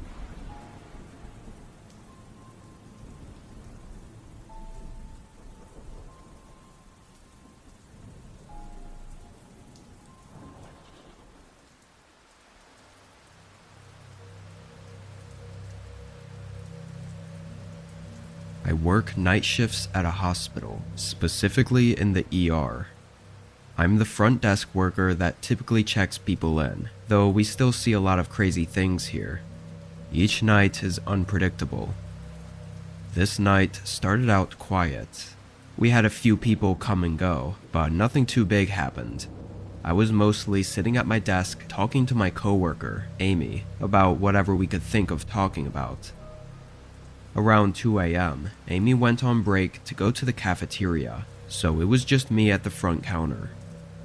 Really soon after, like not even a minute after she left, a man came through the front doors. He was wearing a black zip-up hoodie and black jeans. His hair was dark and somewhat long, and looked unkempt, like he hadn't showered, or maybe had just woken up. He walked up to the counter slowly and had this strange aura about him. It made me feel unsettled. "I'm looking for Hannah Smith." I didn't remember the exact name he gave, but it was a woman's name, and as far as I knew, they hadn't been admitted recently. Still, I checked the records, but I saw no one by that name. The man seemed uncomfortable as he waited. I told him there wasn't anyone here by that name, and that he may need to check other hospitals in the area. He awkwardly nodded and walked out. I glanced at the security guard, who was standing at the other side of the room, and we both made that eye contact, agreeing that that guy was a little strange. A half hour later, Amy came back. The rest of that shift was quiet and slow. I got out at 4 a.m., saying bye to my coworkers and heading out to the parking lot. This wasn't the largest hospital, but the parking lot was really oversized. It was huge, and all the workers were supposed to park in the back to make room for patients closer to the building. As I walked to my car, a weird feeling came over me, and I randomly thought back to that man that came in earlier. I don't know why, but I suddenly felt unsettled again. Maybe it was the eerily quiet parking lot at night. I walked a bit faster, got up to my car, and got in. I tossed my bag on the passenger seat and started driving. I lived about 20 minutes away. The roads were long and empty, but throughout that drive, I still couldn't shake the strange feeling. I felt like I was being followed or watched, yet every time I looked in the mirrors, nobody else was on the road behind me. When I finally got home, I pulled into my driveway and parked, getting out and going in through the front door. I hadn't even taken my shoes off yet when I heard footsteps sprinting up to the porch. They got right up to the door and immediately shook the handle, trying to open it. Thankfully, I always instinctively lock the door every time I open or close it. As soon as they realized it was locked, they stopped. There was a pause before a familiar voice spoke. "Excuse me, ma'am, can you please open the door? I need help. Please, open the door." It was the creepy guy from the hospital. I didn't respond and shakily took my phone out and called the cops. Seconds later, the man bolted away. I looked out the peephole and saw him run down the road and disappear in the dark, but confirming it was definitely the same guy with the black hoodie and black jeans. When cops arrived, I was hit with probably the most insane, creepy, and downright horrifying information. The back door to my car in my driveway was open.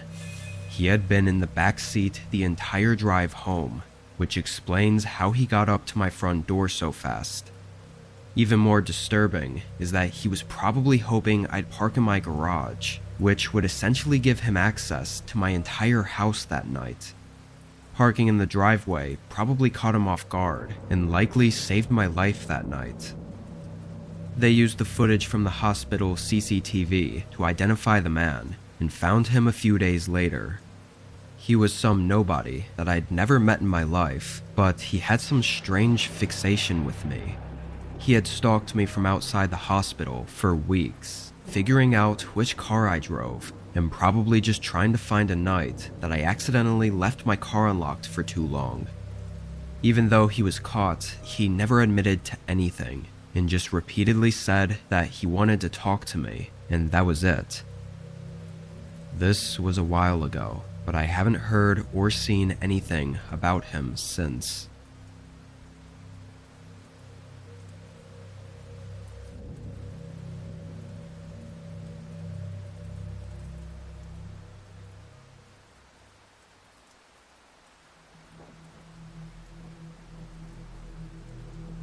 I'm a security guard for a mid-sized office building. It's located right in the center of the city. Around here, crime rates are pretty high, so it's not uncommon for businesses to have huge losses from break-ins at night. I usually have a coworker with me, but during this month I was alone while the company I worked for was training up a new employee. I didn't mind it at all, though. Being alone was more boring and made it harder to stay awake, but having a partner sometimes could get annoying, depending on who it is. Anyway, it was around 2 weeks into this month when I was patrolling the lot like usual and noticed a couple guys far off on the other side of the road. They were standing around in the dark, looking in my direction.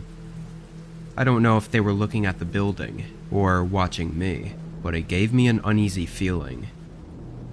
The next time I made my rounds, they were gone. I took a mental note of it, but I didn't think about it too much. The rest of the night was quiet. I got out at 6 a.m. with nothing more to report on. The next couple days were uneventful as well, but then, one night at the end of the week, I made my rounds outside and saw them again. They were in the same spot as last time, standing in the dark and watching me. It made me uncomfortable again, so instead of continuing my rounds, I stayed out on that side of the building. Maybe if they saw that I noticed them, they would leave.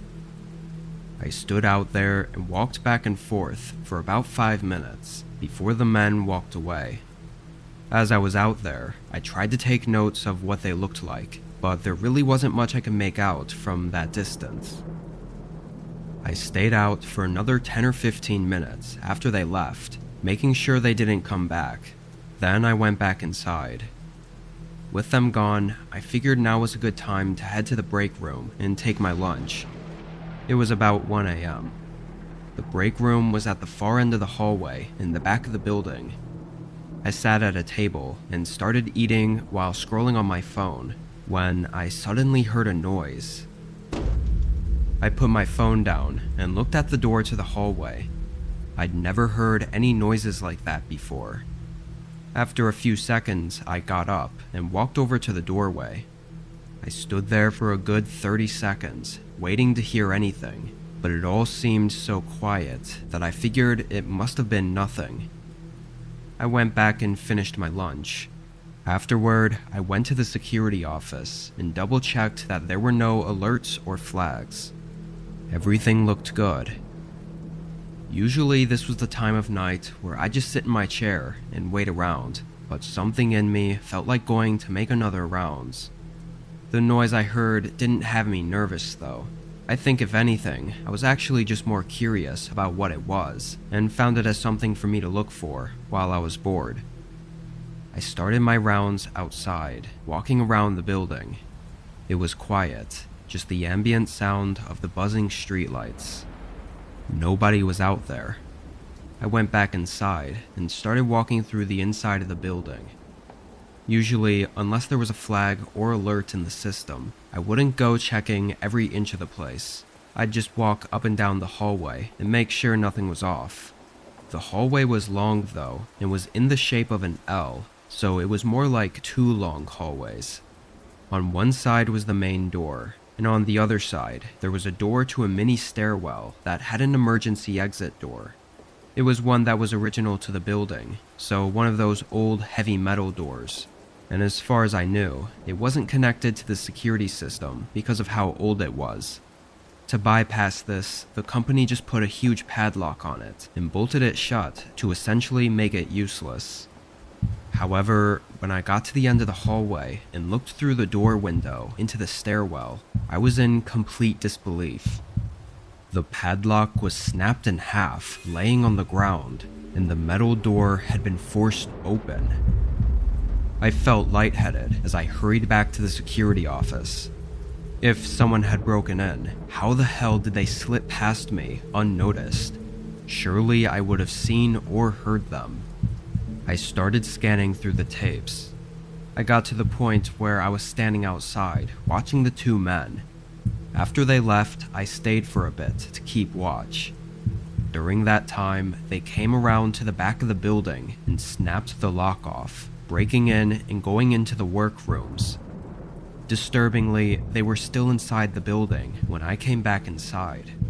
One of them was just on the other side of a door, literally 2 feet from me, as I walked past him and into the break room. While I was in there, one of them bumped into a desk while trying to hide, which was likely the sound I heard. When I went back outside to do my rounds, that's when they made a run for it. On the tapes, it was pretty clear that they both had weapons, either large knives on their belts, or possibly even small firearms, which makes me think they were prepared to take me down if it came to that. I called the police and handed over the tapes, but nothing ever came of it. They weren't great quality, and the men had their faces covered. The company claimed several hard drives, or files or something, were taken, and they seemed pretty worried about it. However, to this day, there's been no more info on the men or their motives.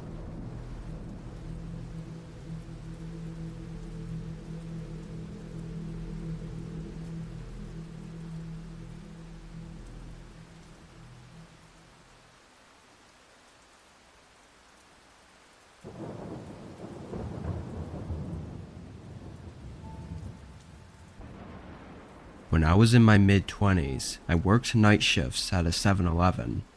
I was still doing online school at the time, and I figured most of my shifts would be slow enough for me to get some schoolwork done during my shifts.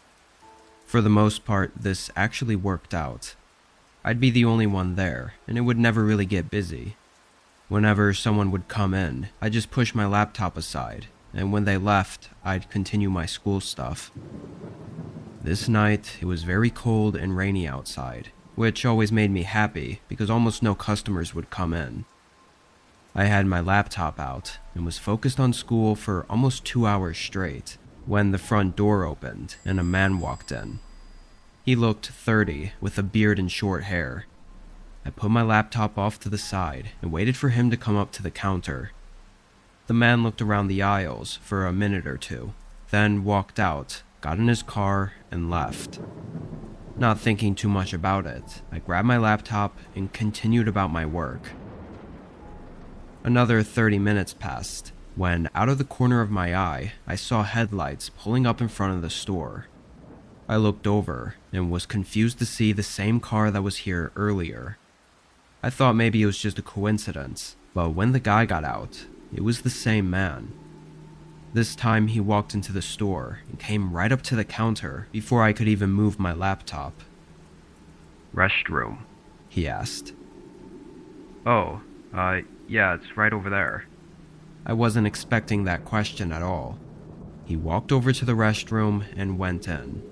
It was one of those single-person ones, not like a whole room. I couldn't help but think it was a bit odd to come back 30 minutes later to just use the bathroom. Like there had to be somewhere closer to wherever he was, unless he stayed in the area for the whole 30 minutes. He possibly could have been back to also grab something that he decided he needed. I don't know. I waited a couple minutes, and then a couple more, and then it started to get a little unusual. Honestly though, I did not want to be that guy who checks up on him, or knocks on the door, or whatever. Another 15 minutes passed, so he'd been in there for almost 25 minutes at this point, when a police officer pulled into the parking lot. He circled around and slowed down right behind the other guy's car, clearly inspecting it. And after a little bit, he stopped his vehicle right behind the car and got out. The officer came into the store and looked around the sales floor, then looked at me and asked if I knew who was the owner of that car outside. The officer looked more than just curious. He looked worried. I pointed at the bathroom and said he'd been in there for a while. The officer went over and didn't hesitate to begin banging on the door. It was clear something was seriously wrong. After a minute of him knocking and yelling, he looked at me and asked if I had a key to the door. I was kind of shaky, but I sifted through the drawer under the counter and found the key, then ran it over to him. He unlocked the door and opened it, gun raised. The room was empty. I couldn't believe it. After getting interrogated for a minute, I assured the cop that he had gone in there and never came out. The officer did a more thorough search and happened to notice the ceiling was accessible. It was one of those ceilings that's made up of panels where you could just push them out. I guess the man had gotten on top of the sink and was able to haul himself up, The officer called in backup, and within 15 minutes, they found the man hiding inside the ceiling. They got him out and arrested him. As I've been told, the guy was on the run after doing some absolutely horrible things to several random and innocent people. Earlier in the night, they got a description of his car and caught his license plate on a store camera. The officers made it seem like I was lucky because the past individuals he had harmed were all alone in the middle of the night, either working or just walking around outside. Whether the man was trying to hide in the ceiling because he knew the cops were after him, or he was doing so to try something on me, is unclear. Thankfully, he's locked up for good though.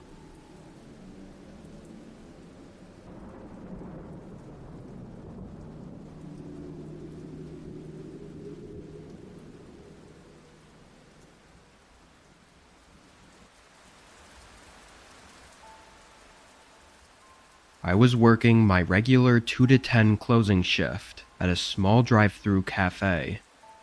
It's a really small place, with just 5 or so indoor seating tables, since most of our business is focused on the drive-through. This wasn't a busy spot though, especially during the later hours of the day. Being the only one working the closing shift, I'd usually sit at one of the dining tables and be on my phone, only getting up if someone came to the drive-through. It was drizzling outside this night, so it was even less busy than it already would have been. Past 7 o'clock, not a single customer came through for 2 hours straight. I was just sitting at a table watching Netflix on my phone when suddenly the front door opened. It kind of startled me, as nobody ever comes inside the shop this late. He seemed to not notice me sitting at the table though, because he walked up to a different table on the other end of the store and sat down with his back facing me. Something was definitely off about this guy though. He was very tall and wearing really dark clothing, and although it was only drizzling outside, he was soaked. Water was dripping from all over his clothes and onto the floor, and that got me thinking about how he even got here. No cars had pulled in, so he must have walked. Anyway, I stood up and walked over to the table, greeting him and asking what he wanted. He didn't smile or say hi back to me. He just sat there with a blank look on his face.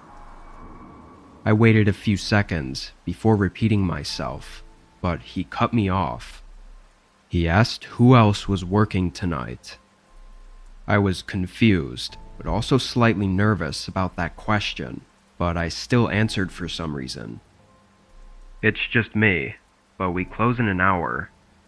He then asked for a small coffee, so I walked back to the kitchen and started making it.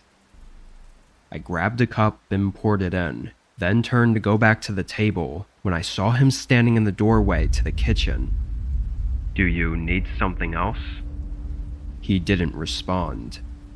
Now facing directly at me, I could see that his eyes were bloodshot, but his face was still blank, like no emotion whatsoever. It made me really uneasy. "Put the drink down and come with me." He was demanding it, and he looked ready to force me if I didn't. This guy was way bigger than me, so I really had no choice. I moved slow, trying to think of any way out of this as I followed him. As we left the store though, he grabbed the back collar of my shirt and pushed me across the parking lot toward the road. On the other side of this empty road was a completely wooded area with no buildings or houses as far as I knew, and that's exactly where he was leading me. Just as we were about to cross the road though, a single car came out and rolled past us. As it did, the man stopped, which forced me to stop, and both of us stared at the car and realized what it was.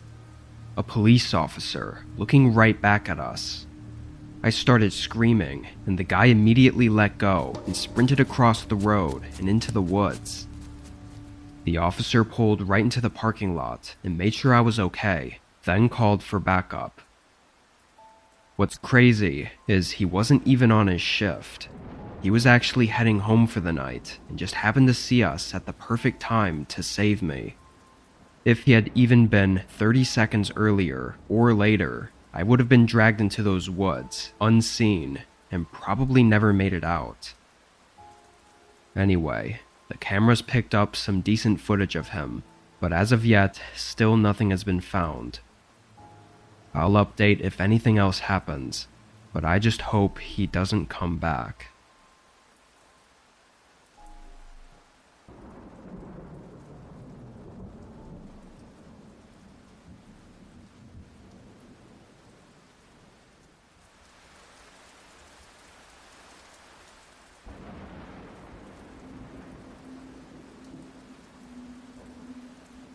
This was almost 2 years ago now. I was doing what I thought was going to be a regular vacation to where my parents live. I had rented an Airbnb for the first time, so I was really excited. The house was on a large plot of land and was very spacious and quiet. I lived in the city, so this was like luxury to me. I set everything in the room and pretty much left right away to see my family. I spent the whole afternoon with them before heading back to the Airbnb and making a quick snack, then hopping on the couch to watch a movie for the night. It was like 10 or 11, so pretty late, but in the middle of the movie, I heard someone walking outside the house. There was no mistaking that sound, and it just completely threw me off guard. I paused the movie and got up, quickly walking to the back of the house and looking out the back door. It was obviously dark out, but a guy was walking away from the house and toward the trees that were behind it. What's really creepy is that I never heard his footsteps approaching. Like he must have already been standing by the house for a while before I heard him leave. Once he was out of sight, I opened the back door and stepped outside. The back patio was empty, but along the house, there were clear shoe prints in the grass. I followed them, leading up to one of the windows, and when I looked through it, there was a direct line of sight to the couch I was sitting on. I got chills just thinking about that man staring into the house at me without me knowing. I quickly went back inside and covered up all the windows. For the next half hour, I sat in the living room and continued the movie with the volume on low. That way I could focus on listening if he came back. I didn't hear anything, though. Once the movie was finished, I knew I had to get to bed, so I went back up to the window to do one last look to make sure everything was okay. I moved the curtains and saw nothing, but heard footsteps sprinting away from right outside the window. I hesitated before looking out and seeing that same guy running into the tree line. I immediately got my phone and called the police. Of course, by then, he was too far for them to find him, or even really search. However, while we were looking around the house, I noticed that my suitcase in the bedroom was open. It had clearly been searched through, and a few things were even missing. This probably happened while I was with my family, and the guy could have even been still in the house when I came back, only to sneak out of a window before I saw him. Why he came back afterward is what really disturbs me, though. If I hadn't caught him watching me, there's a chance I would have gone right to bed, with him waiting right outside the window.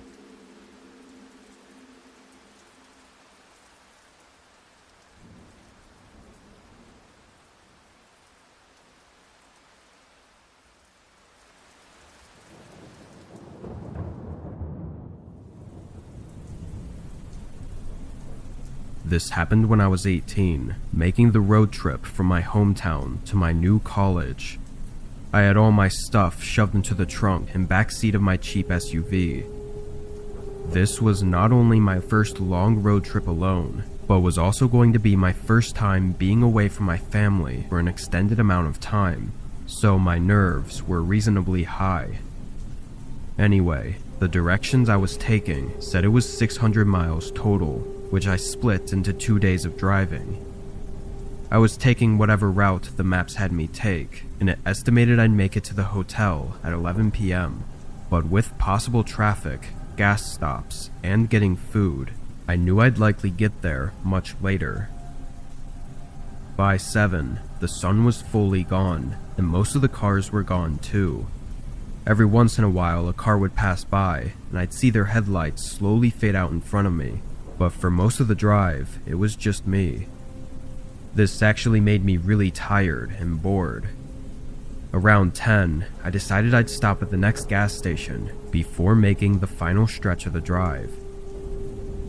About 10 minutes later, I exited the road and entered a gas station. Being so far out, this wasn't a town or anything. It was literally just a gas station with a few pumps and a tiny convenience store. I didn't see any other cars on the road or in the lot, and not even any lights from any nearby houses or buildings in the distance. I pulled right up to a pump and got out to start topping off my tank, and as I looked around, I almost got jump scared by a guy walking up to me. In comparison to myself, he was much older, probably 50s if I had to guess, and he honestly looked homeless. But regardless, being approached out here wasn't something I was expecting, and his short smile didn't make me feel any more comfortable. "Hi, do you need something?" I said, hoping he wouldn't walk any closer. The man stopped a few feet from my car and looked around almost cautiously before responding. "Take the exit back onto the highway." I looked at him confused, not sure if I was understanding him right. He pointed behind me at the exit I came from and repeated himself. "Take the exit back onto the highway." After a second, I said okay, and the man walked off, but I was still really confused. The exit I came from that he wanted me to take again was a one-way road, so by his logic, he wanted me to drive on the wrong side of the road and do a U-turn back onto the highway. It just didn't make any sense. I looked out at the entrance road, the obvious one that I was supposed to take, and there were no signs of any construction or anything blocking it. It just looked like an empty ramp back onto the highway. As I put the pump back and got in my car, I glanced over at the man, who was now just sitting against the side of the convenience store. The more I thought about it though, the more crazy that man seemed, just to be sitting out here saying nonsense. I thought maybe this was some kind of trap or something, so I went with my instinct and drove out of the lot and toward the entrance to the highway. As I merged onto it though, I realized pretty much all the streetlights were out. I slowed down, thinking maybe this was a construction zone or something. I kept my eyes focused on the road directly ahead, making sure to be cautious of anything. But while I made my way through the unlit road, I saw only a brief outline of a figure to my left before a pickup truck came out of nowhere and stopped right in front of my car. Every door opened as 4 men jumped out of the truck and started running up to my car, holding weapons of all kinds. Metal bats, machetes, knives, and not even anything covering their faces. They just had this emotionless gaze, like they felt nothing of what they were doing. I quickly started backing up as they got just a few feet away from my windows, and once I got far enough back, I suddenly saw the outline of dozens of people coming out of the shadows off the side of the road. A few even tried chasing my car as I frantically reversed out of there. As soon as I could, I turned around and sped off. I called 911 once I felt I was safe, but for some reason, I never got a call back. No update on it at all, almost like they didn't even check on it. Ironically though, it was the creepy old guy at the gas station that tried to prevent me from even getting caught up in that mess. Or at least that was what I assume he was doing. Either way, I was incredibly lucky to get out of that with my life, as I have no idea what that was or what they were all planning to do.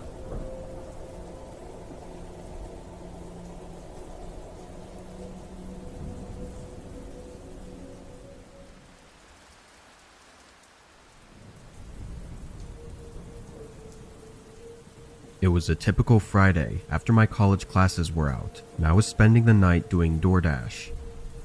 This was my regular routine, dashing on the weekends to help me pay for all my living expenses while on campus. The night started well, getting a lot of orders done and making a good amount, and then it hit a stalemate after the big dinner rush. Very few orders were showing up, and the ones that did, they were very low paying, basically waste of time orders. But then after an hour of aimlessly driving around, an order came through that wasn't too bad. It was 8 miles away, but the payment was well worth it. It was nothing absurd, but enough to make it not a ripoff like a lot of the other ones were. I accepted the order and ran into the restaurant to grab the bag, then hopped in my car and started driving. The map said it would take 30 minutes, which I think was the longest of any orders I'd done up until this point.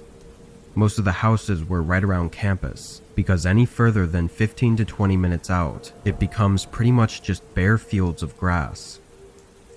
As I got to that 20-minute mark, it became just that. Very few houses, mostly sitting far out in fields of crops, and nothing else.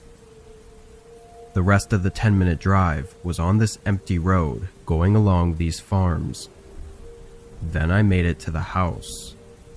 There was a dirt driveway connecting to the road, leading through a large field, and in the far back was a small house. Driving through the field felt very eerie. Even though I'm not one to get nervous without reason, this felt different.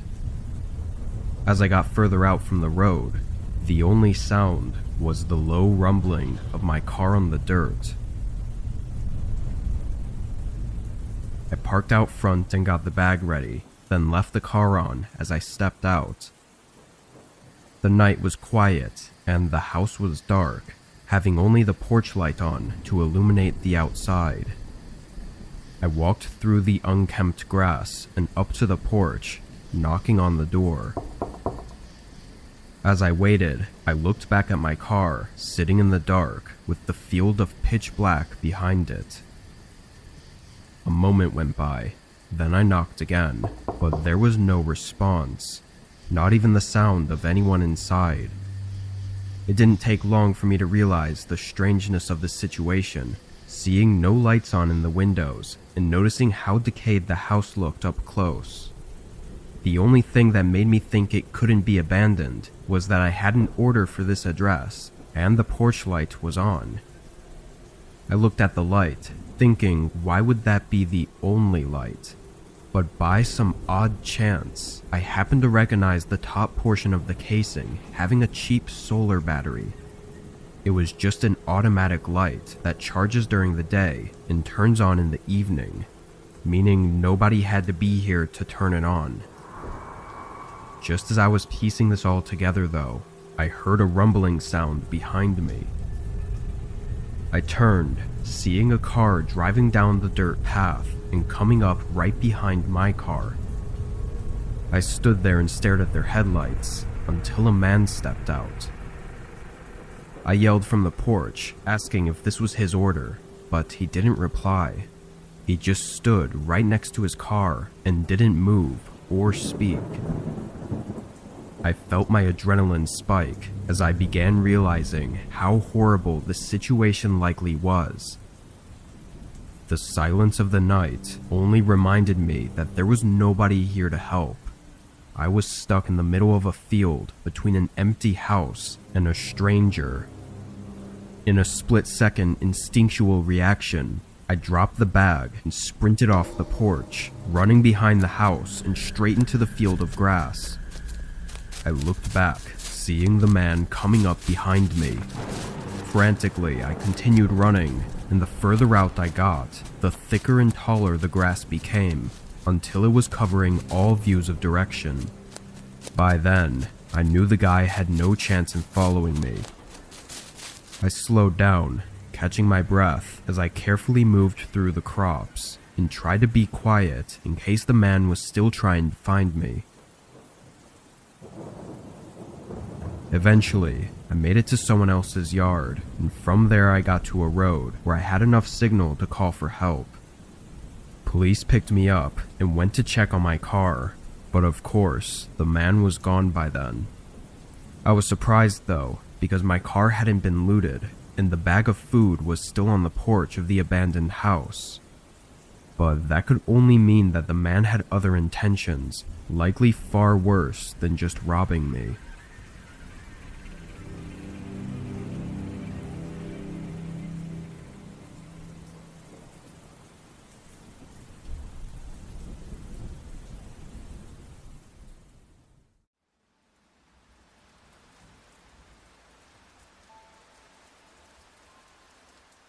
A couple years ago, I applied for a temporary job at a local gas station.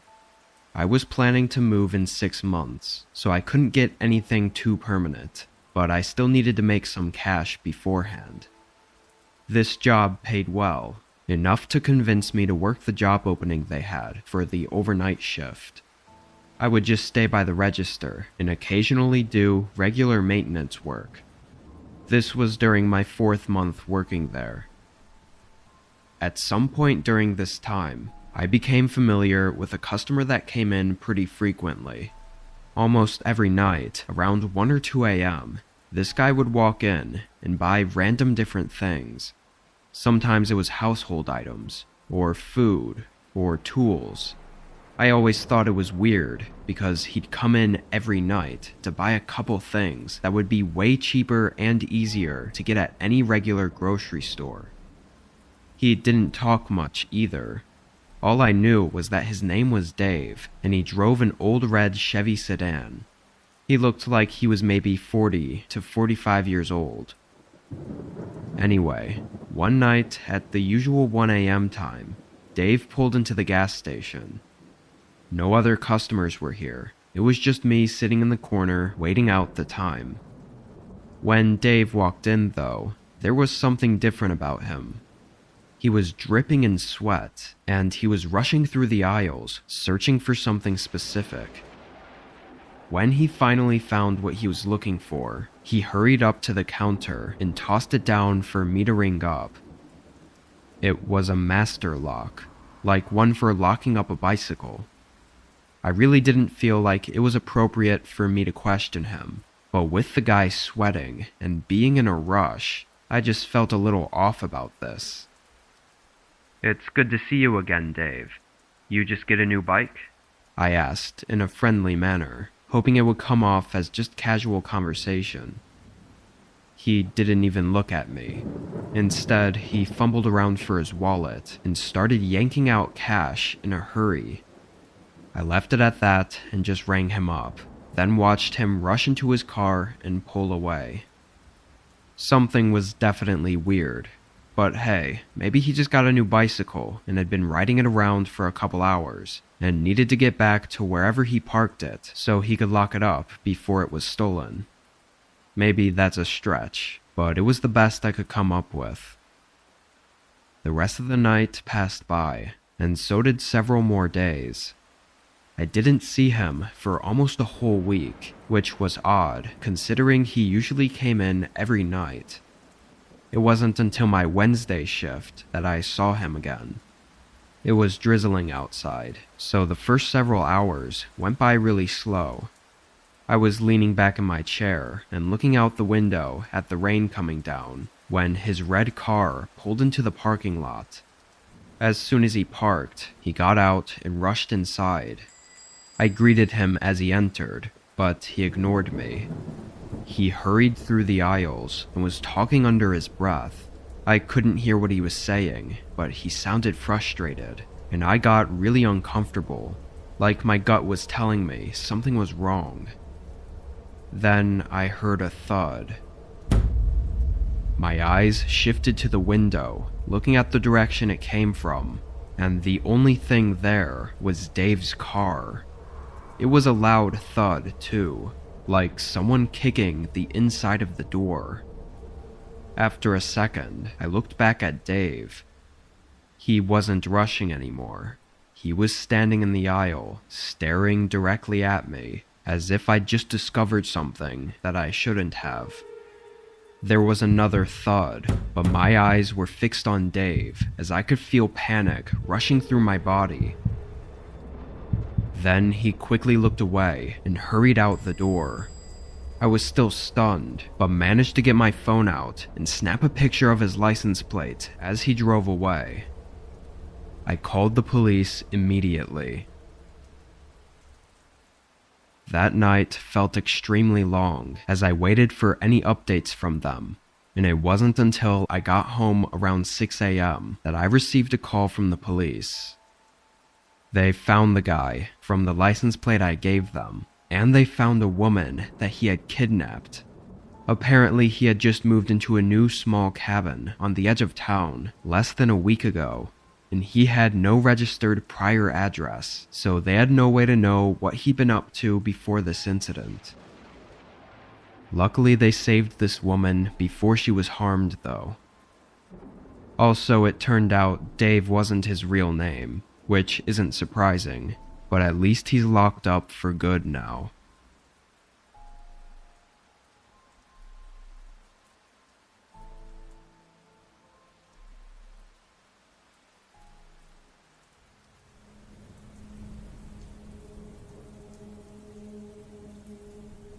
This was a few months ago while driving for DoorDash. I only drive as a side gig, maybe 10 to 15 hours a week. This night I was only doing a couple orders since it was already late, and I had picked up a small order around 1 a.m. It was to be delivered to a business building somewhere across town, which was apparent by the address. This was a normal thing, usually for overnight workers or whatever. When I pulled into the parking lot, though, it was empty. No cars at all, and it didn't look like there was a parking lot behind the building either. I parked in a spot near the front and got out with the food.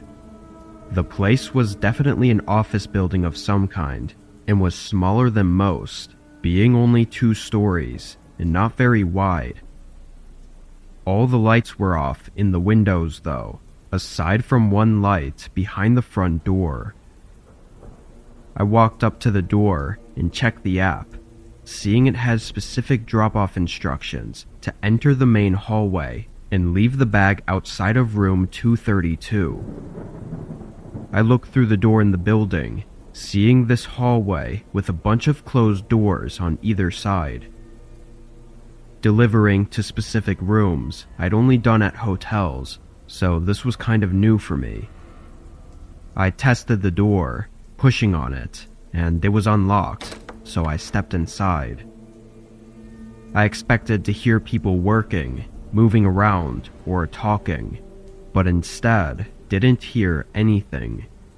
There wasn't a single sound in the whole building. It was just white noise from the overhead lights buzzing above me. As I passed the first few doors, though, they were all numbers in the 100s, like 102 and 106. The room the instructions said to leave it at was in the 200s, so I assumed that meant it was on the 2nd floor. In the middle of the hallway was the doorway leading to the staircase.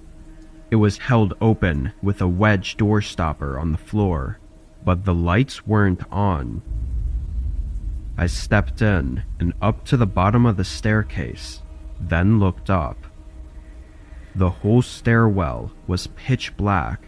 Not even any light was coming from above, where the room was supposed to be for me to drop it off at.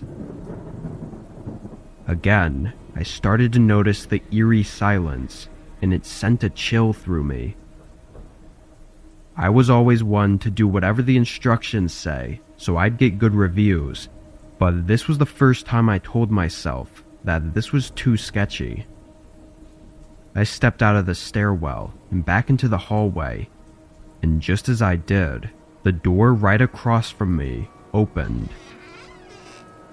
The lights in that room were off, but a man emerged from behind the door and stepped into the hallway. He was wearing street clothes and just didn't look like an office worker at all.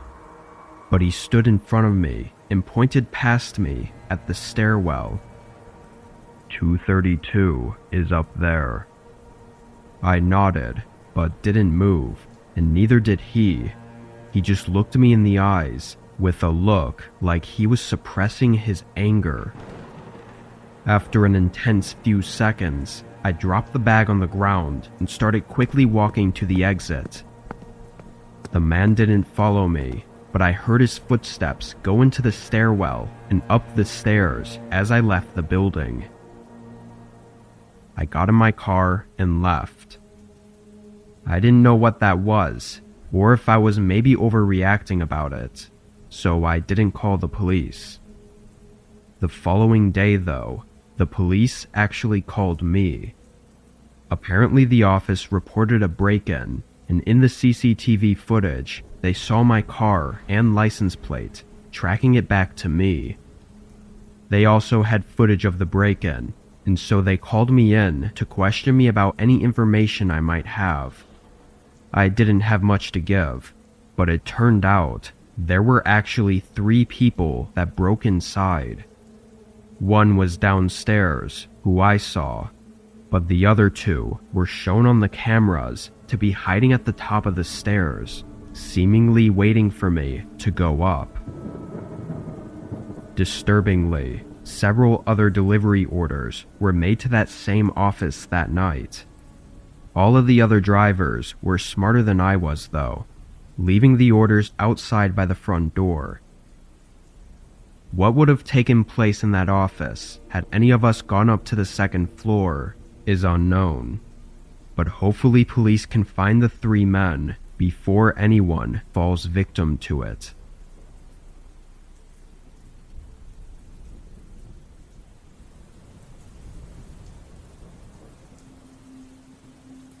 My name is Caleb Fletcher. I'm 16 years old, and this took place around 8 to 9 months ago, on the 24th of August, which was a Saturday. School had been going on for about 2 weeks, so to de-stress a little, I decided to see if my friends, who I'll call Griffin and Broly, wanted to hop on Fortnite. My mom and sister were out shopping, my dad was working, and I was bored. It was around 8 p.m. when we finally got on to play, because I had decided to make pizza rolls beforehand and ended up burning the batch. After a few rounds, I could tell my friends were getting tired of losing, so they got off after only an hour. I planned on just lying down with my phone and going to bed. That was until I heard my 2 dogs barking outside. It's not unusual for them to bark, given how people typically walk on the side of the road, but I still looked anyway, just to make sure. I didn't see anybody, but seconds after looking out the window, I heard our garage door open and shut.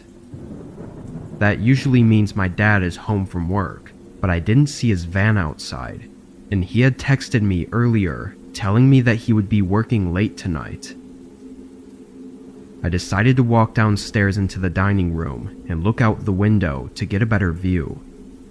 From there, I could see that our driveway was empty. There wasn't a person or vehicle in sight. I wasn't the type to go investigate, so I ran back up to my bedroom and texted my family group chat to ask if anybody was home. I told my mom about the garage door, and she told me to turn off the lights, lock my bedroom, and stay there until she got home. So I did just that. About 15 minutes later, I thought I heard our wooden floor downstairs creaking, like someone was trying to be sneaky. I didn't have anything to use as a weapon, so I unclipped my microphone's boom arm from my desk and quietly opened the door. I walked out onto our upstairs balcony and looked over, trying to see if I could spot anyone hiding or anything suspicious. I stupidly yelled, "Is anybody there?" like they were really going to answer. I thought everything was fine though, until I saw a large silhouette of someone standing underneath the balcony. I panicked and ran to the closest room with a door, which happened to be my small bathroom. The intruder must have known I noticed them, because I heard loud and fast footsteps running up our stairs as I locked myself in the bathroom. I had stupidly left my phone in the bedroom, which was the room right next to me. After I built up enough courage, I bolted into my bedroom, locking the door as soon as I got in. My sister's room was right across from mine, and its door was open, so I figured the intruder must have been in there. After locking my bedroom door, I grabbed my phone and typed 911 into it. Just before I called, I noticed that the storage room in my wall was open just a tad.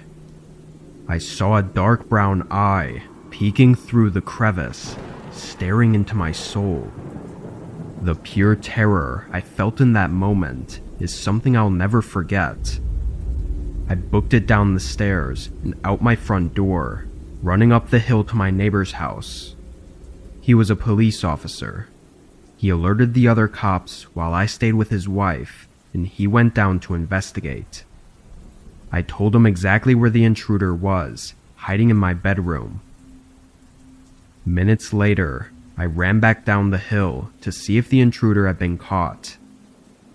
When I walked in, I saw a tall, skinny man with a gray beard and a dirty black coat being pushed onto the floor by my neighbor as he was getting handcuffed. I'm not allowed to be home alone anymore, and we have better security around our house now. My family was just happy to know I wasn't hurt, and they were thankful for my neighbor's bravery. I don't wish an experience like this on anybody, not even my worst enemy.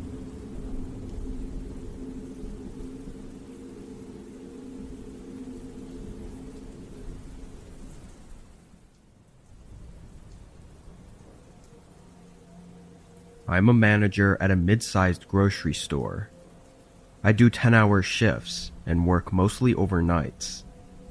At the time, our store was having some staff issues that made pretty much every department understaffed and overworked, and overnight stocking was no exception. I had one guy that would help me 5 nights a week, but that was it other than me. This was on his day off, so it was only me working. I got in at 10 and was alone by 10:15. After running some numbers in the office, I started pulling out loads of boxes to the aisles to start unpacking and stocking. Even though I had no help this night, I still had to get everything done, so I was working hard and as quickly as I could. I didn't even stop for a break or anything. But suddenly a tapping sound echoed through the store. I stopped and listened, hearing it happen again, and it sounded just like someone tapping on a window at the front of the store. I looked at my watch for the first time since I started working, and it was 2 a.m. Time had flown by, but there was no reason anyone should be here. I walked down the aisle and to the front, where I quickly saw someone outside the store. He was leaning against the window and trying to look inside. He spotted me as I walked up and stared at me. When I was just on the other side, I asked what he wanted. The man, looking like he was homeless, told me to open the door. He had a straight face, no smile or anything. I said we were closed and he couldn't be here, then turned to walk away, but the man immediately banged on the window. Not tapping like he was before. This was now harsh banging. I looked back at him, and he was clearly enraged, with his fist against the glass. Thinking this guy was crazy, I told him I'd call the cops if he doesn't leave, then started pulling my phone out to show I was serious, and only then did he step away from the window. He still had that angry look as he walked away and into the parking lot. Seeing him leave, I put my phone away and got back to work. We get a lot of crazy customers around here, so I didn't think on it too much. And again, I had to focus on getting my work done. I was only able to get a small cart of boxes stocked, so it was maybe 15 minutes later when a sudden sound echoed through the store. It sounded like something metal snapping or scraping. I quickly dropped what I was doing and ran up to the front. Nobody was at the windows, so I went up to the entrance door. It was one of those revolving glass doors, which uses a bolt lock on the top to keep it from opening when we close the store for the night. Right away, I saw that bolt was missing. Like, not even just unlocked. The entire bolt was gone. I pressed my hand on the door, and it glided around, completely allowing anyone to get in. I could feel my face turn white as I realized what this meant, and I knew I needed to call the police immediately. I turned around to go to the front office, but was instantly looking into the face of that guy from before. He was only a few feet from me, still having that enraged stare. I didn't hesitate to run out the revolving door, hearing the guy follow close behind me. As I ran out into the parking lot, an old van came speeding up to the front. It nearly hit me, but I just kept running until I got to my car. When I rushed in, I noticed the guy wasn't chasing me anymore, and the van was now speeding out of the parking lot. I called the cops and spent the next couple hours explaining what happened. It wasn't until the next day that we got security footage of the man breaking inside, but it wasn't the best image quality. We can say almost for sure that they were trying to get me into their van, but we have no way to know why. I'm sure if I'd not been as quick though, I probably wouldn't have ever been seen again.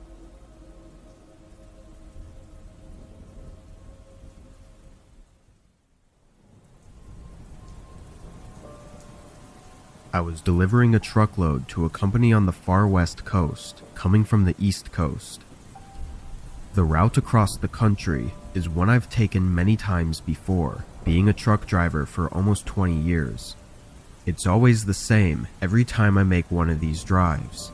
Same roads, same truck stops, and same everything. Over these 20 years though, I've never really had anything crazy happen. I've had a few odd scenarios, but they'd never amounted to anything. So when I was driving this route again, I had no worries in my mind. It was just another day on the job.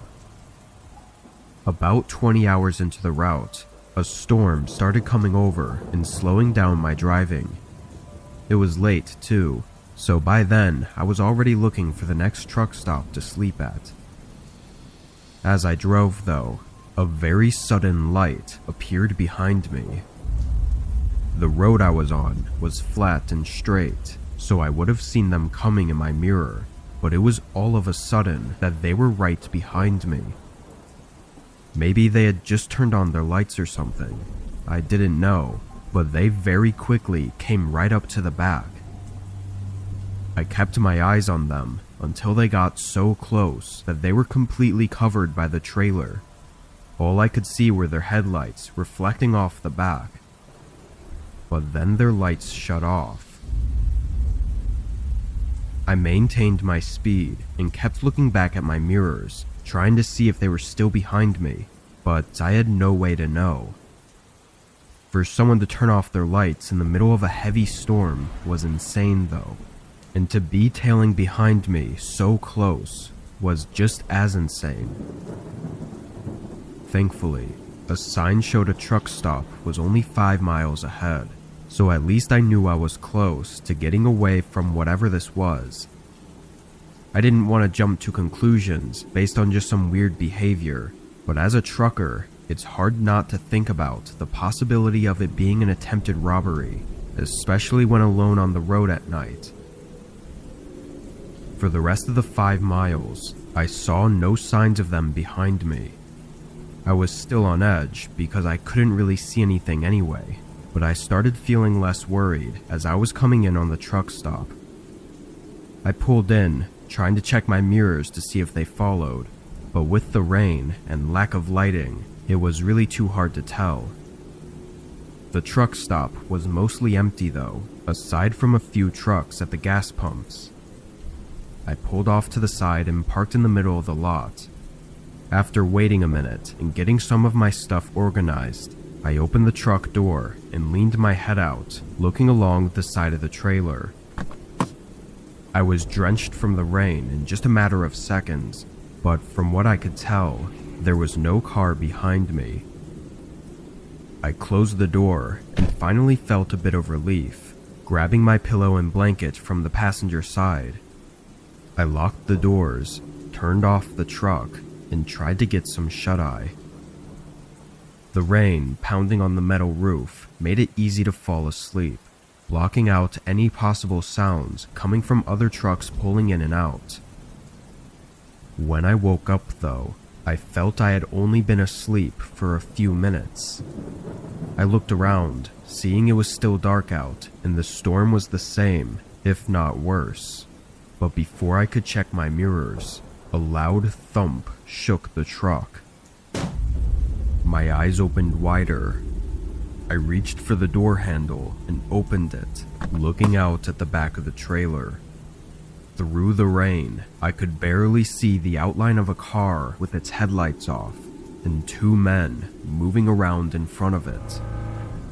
Terrified, I hesitated to step out and confront them, and as I sat there in that moment of hesitation, the door suddenly slammed against my body, shoving me back further into the driver's seat. Another man stood outside, yelling at me to stay where I was, then slamming the door again. His right hand was shoved in his hoodie, and with 2 other men behind the truck, I was in no position to try anything. I could feel the truck shake as I just sat in place with the guy outside my door watching my every move. He didn't even look away for a second. This went on for a few minutes, then they ran back to their car and drove off. I was still in shock, watching their car disappear onto the road. I called the police and put in a report, but no information ever came up on who the men were. All I know is that if I had been any less aware, and had just tried to drive off at first sight of the men, I probably wouldn't have been able to make it out as safely as I did.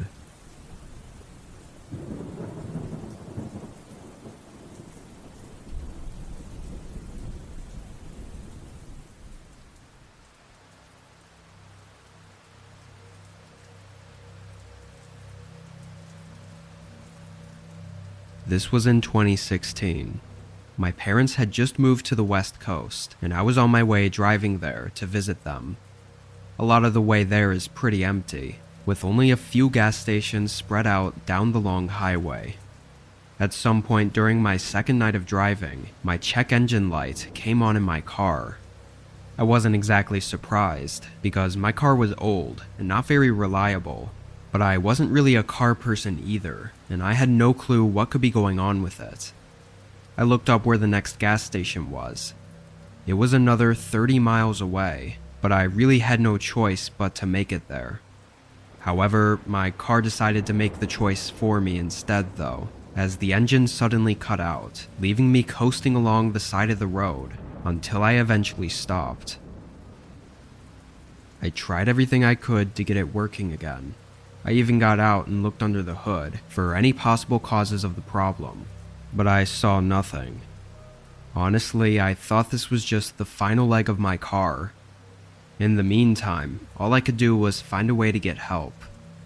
I pulled my phone out, and I immediately felt my stomach drop as I had no service. I tried a few calls anyway, but obviously none of them went through. After 30 minutes of trying to find a solution, I realized I really only had one option, which was to hitchhike a ride. I'd never done it before, and I was kind of nervous, not really knowing what to expect. I always found it as a strange thing that I never thought I'd ever do. I stood out there on the side of the road and just waited. Every 15 or so minutes, a single car would pass by, but none of them stopped for me. This went on for hours. It was probably 2 or 3 a.m. before I saw the headlights of another car coming down the road. I stuck my thumb out, assuming it would pass by like all the rest, but to my surprise, they started pulling over. It was a black pickup truck, and I couldn't really see the driver until I walked around to the side of their car. He was a very skinny man with a long, thin face, and matched with his long black hair, it was a little unsettling. "Need a lift?"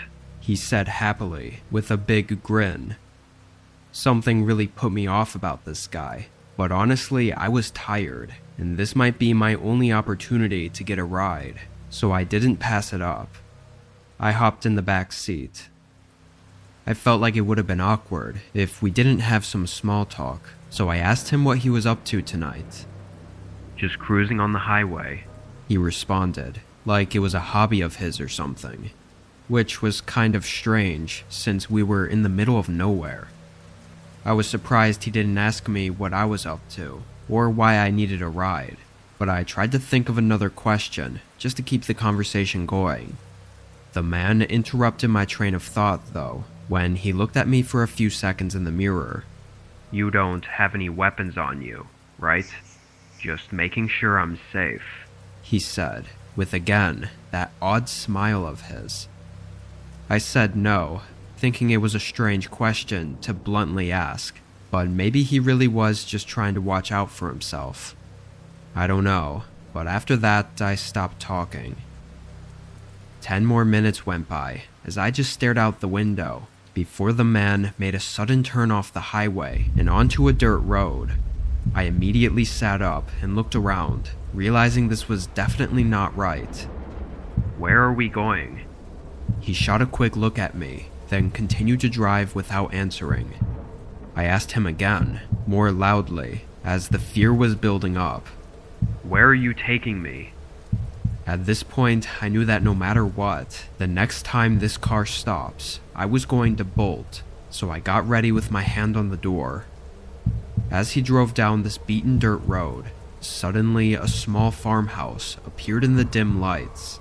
Its front door was wide open, and the whole place looked like it was decaying and falling in on itself. Once we got up closer, he suddenly slammed on the brakes. I jolted forward into the seat, and the man instantly swung his door open and ran around to the side door. I swung mine open as well and sprinted out, heading right for the tree line. The man ran around the car and came running up behind me, but once we were in the woods, it was so dark that I could only hear his footsteps and could no longer see him, even though he was just 10 or 15 feet behind me. I took a sharp turn, getting behind a tree and holding my breath. His footsteps came right up past me and continued further into the woods. A whole minute passed before I heard his creepy voice call out for me. Over and over, he'd repeat the same lines in the same tone of voice. "Come on, let's go back. I'll give you a ride. I wasn't trying to scare you." It was extremely disturbing. Even worse, I never heard his footsteps go back toward the car, so I had no idea where he was, or if he was lurking in the dark somewhere nearby. I knew I had to leave though, so I started quietly walking in the direction of the main road. or at least what I thought was that direction. I really couldn't see anything, but once I was deeper in the woods, I pulled my phone out and turned the brightness on low. Somehow, I happened to have service now. I almost wanted to cry from the relief. I dialed 911 and had them track the call so they knew where I was. Thankfully, I made it back to the main road and met 2 officers there. By that time, the man and the car were somehow gone. I don't know how he managed to get out of there without being seen. As for the farmhouse, it was just what it looked like. Some old abandoned place, which makes it even stranger that the man knew exactly where it was and turned into it on purpose. I have no idea what he was going to do. I'm just glad I didn't have to find out.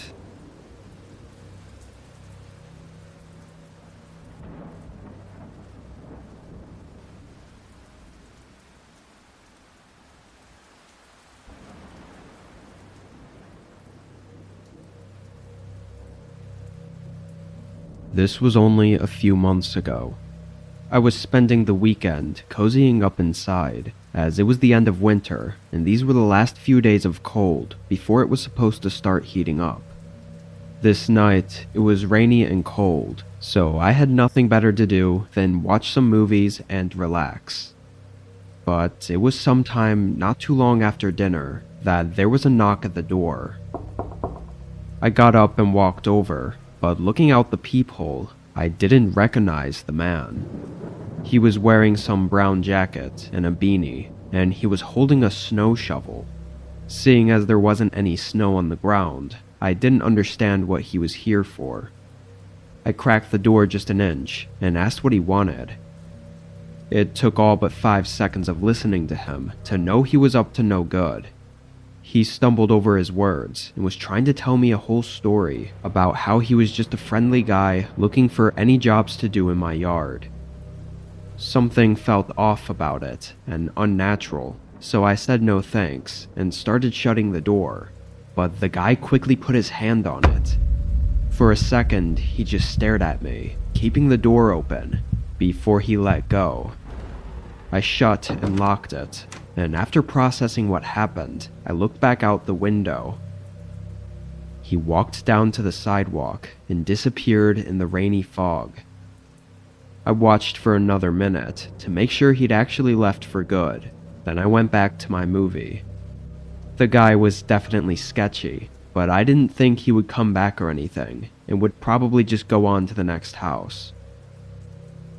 The rain had picked up over the next hour. I was still in the living room and had started another movie, although I knew I was probably too tired to finish it. My eyes were drifting in and out, but randomly, there was a thump above me that shook me awake. It was just one thump, and was kind of hard to tell how loud it actually was, with the rain outside. But what was odd about it was that it was definitely from above me. I got up and walked upstairs, looking for anything fallen over, or even a leak in the ceiling that might have made the house settle a bit. However, I found nothing. It could have been one of the gutters clicking out of place from the heavy rain, or really anything else, so I ignored it. I went back downstairs, and being more awake now, I decided to finish the rest of the movie. By the time I'd finished it and was ready to go to bed, it was nearly 12 a.m. I shut off the TV and went around turning off all the lights downstairs. But as I was walking upstairs to go to bed, I could very quickly feel the temperature drop as I got closer to the top of the steps. Maybe I was too tired to give it much thought, but when I got upstairs and started closing each of the doors that I'd opened earlier, I noticed something from the corner of one of the rooms. The window was cracked open. I must have stared at it for a whole 10 seconds, thinking how impossible that was, and just being extremely confused. I walked over and looked at it closer. It was one of the windows that had a small roof overhang under it, and before I closed it, I barely could see an imprint on the windowsill of what looked like a shoe. I could feel the blood rush from my face as I turned around and just listened for a moment. The low creaking of the house, combined with the rain speckling the roof, only made me more unnerved, knowing someone was in my house right now.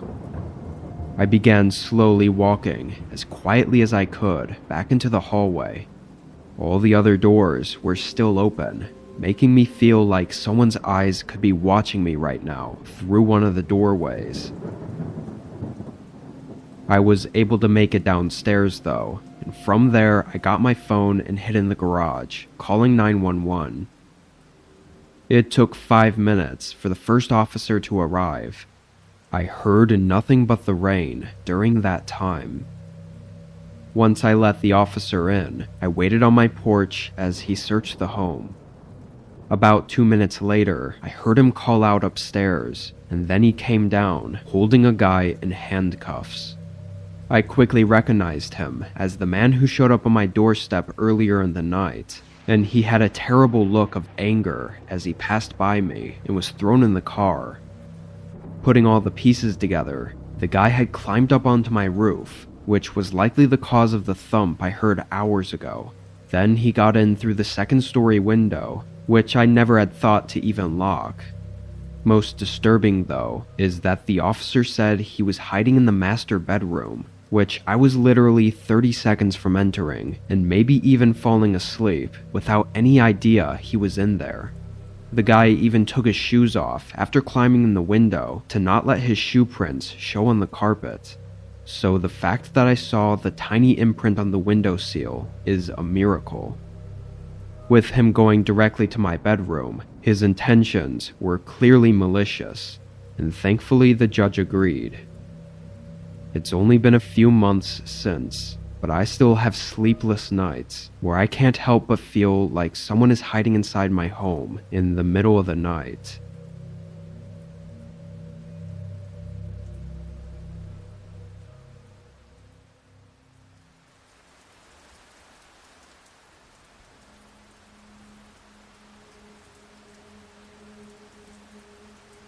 I was driving back from my friend's place in Wisconsin. I live right outside of Chicago, which is about a 6-hour drive, so I decided to do it all in one go. However, I didn't anticipate leaving so late. I wasn't on the road until 8 p.m., but I absolutely had to be home for work the following day, so there was no option to hang out any longer. If you aren't familiar with Wisconsin, it's mostly flat with a ton of forests all over the northern parts, and small towns scattered throughout. The biggest cities are closer to the border, nowhere near where I was. My buddy's place was in one of these small towns, so pretty much right out of the gate, it was barren forest roads.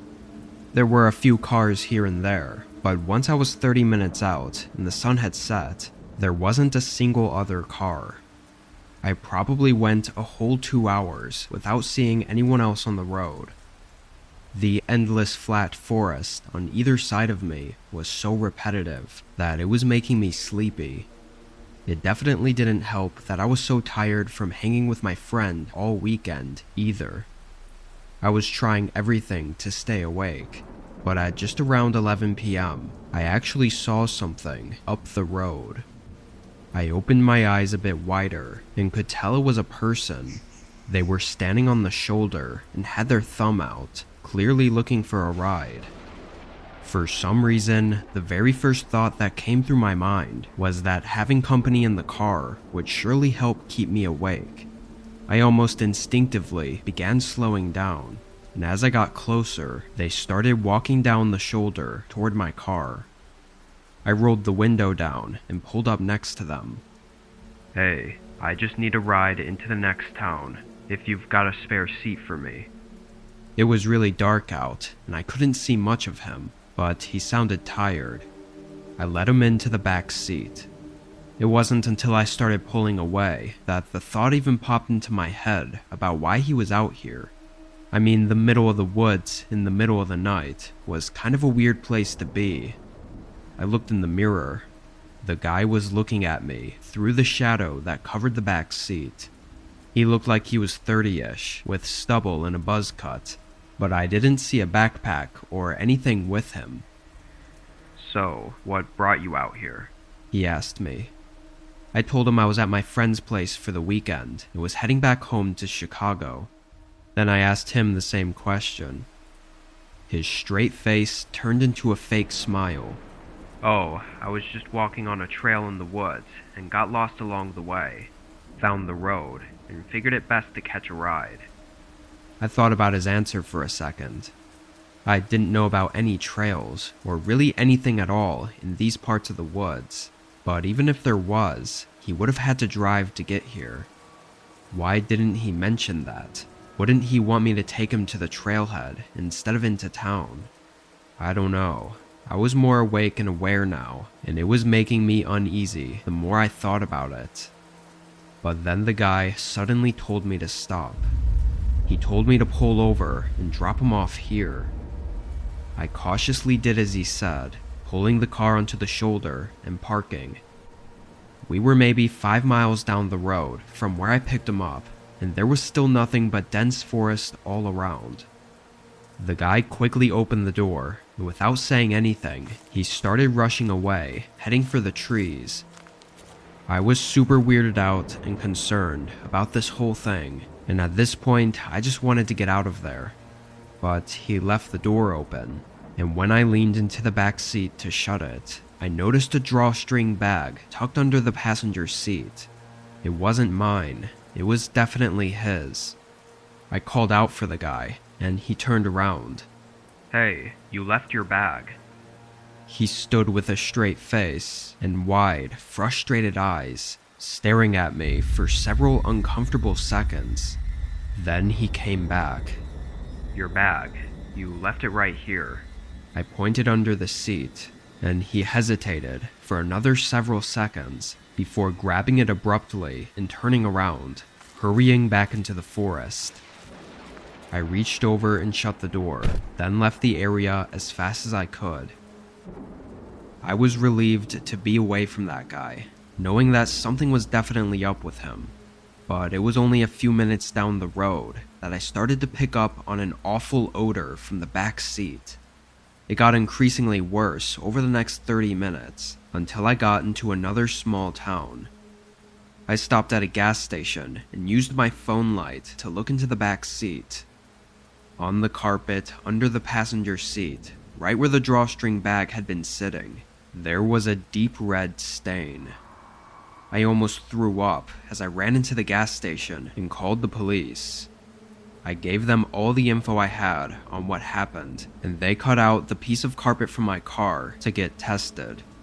They also did a search for the man, but came up empty-handed, only finding a few footprints near the spot I picked him up at.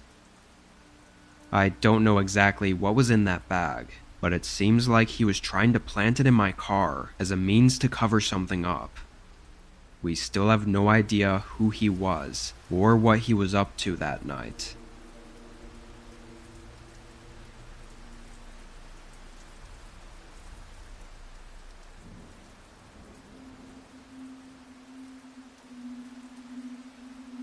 I was working a quick DoorDash shift on a Monday night. I got out of my day job at 7 and decided to make a few deliveries. It was a pretty regular, quiet night, with nothing much to note. I delivered about 7 or 8 orders before I took my last one for the night. I drove it down to the house and dropped it off, then started heading back into town, where my apartment was. It was around 10 o'clock now, and after that delivery, I was about 20 minutes out in the farmland that surrounds our town. A couple minutes into my drive back, I saw a figure standing in the middle of the road. I slowed down, and the man moved over a little bit, but not enough to be out of my way. Once I got closer, he looked right at me and stuck his thumb out. In my headlights, I could tell he was an older guy, like early 50s, and he had a large backpack over his shoulders.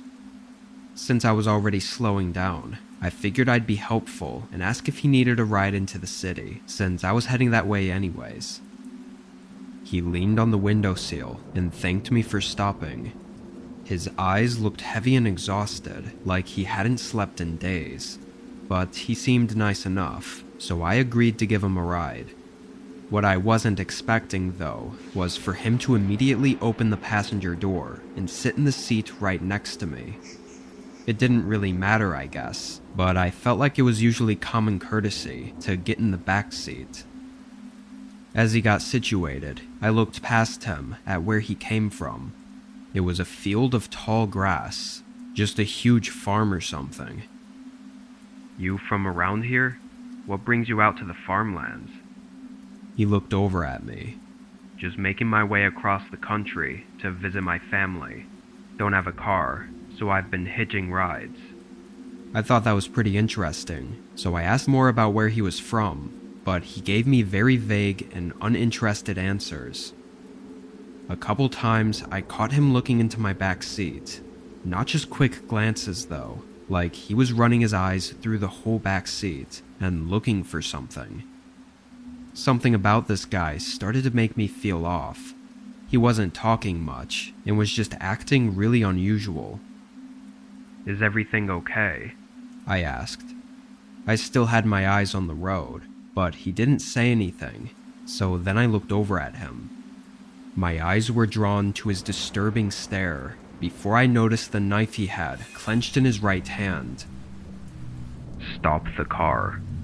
I didn't say a word and parked right in the middle of the road. I was terrified and just thought if I let him take whatever he wanted, then I'd get out unharmed, so that's exactly what I was going to do. As soon as the car was in park, I turned to open my door, but he quickly stopped me. Get in the back. He demanded, still clenching the knife. I froze up for a moment, realizing we were in the middle of empty fields, and that if I get in the back, I'll probably never have another chance to escape.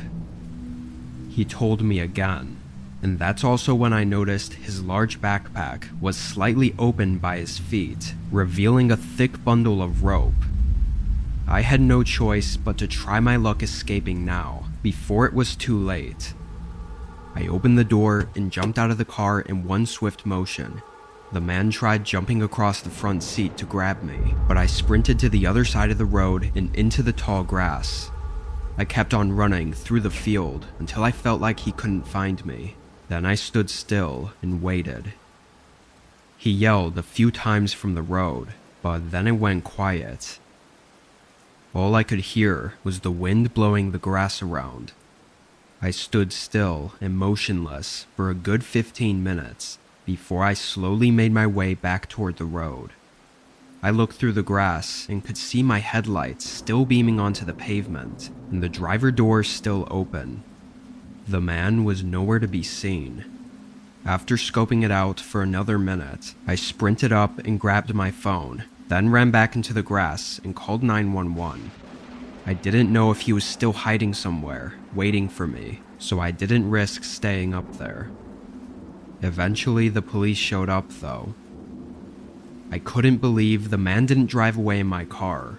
He must have just grabbed his backpack and run off into the other field, or maybe even tried chasing me through the grass and just didn't find me. Either way, it clearly showed that his intentions were not to just rob me of my belongings, which makes the scenario 100 times more disturbing. I gave the police a description of the man, but there still haven't been any sightings.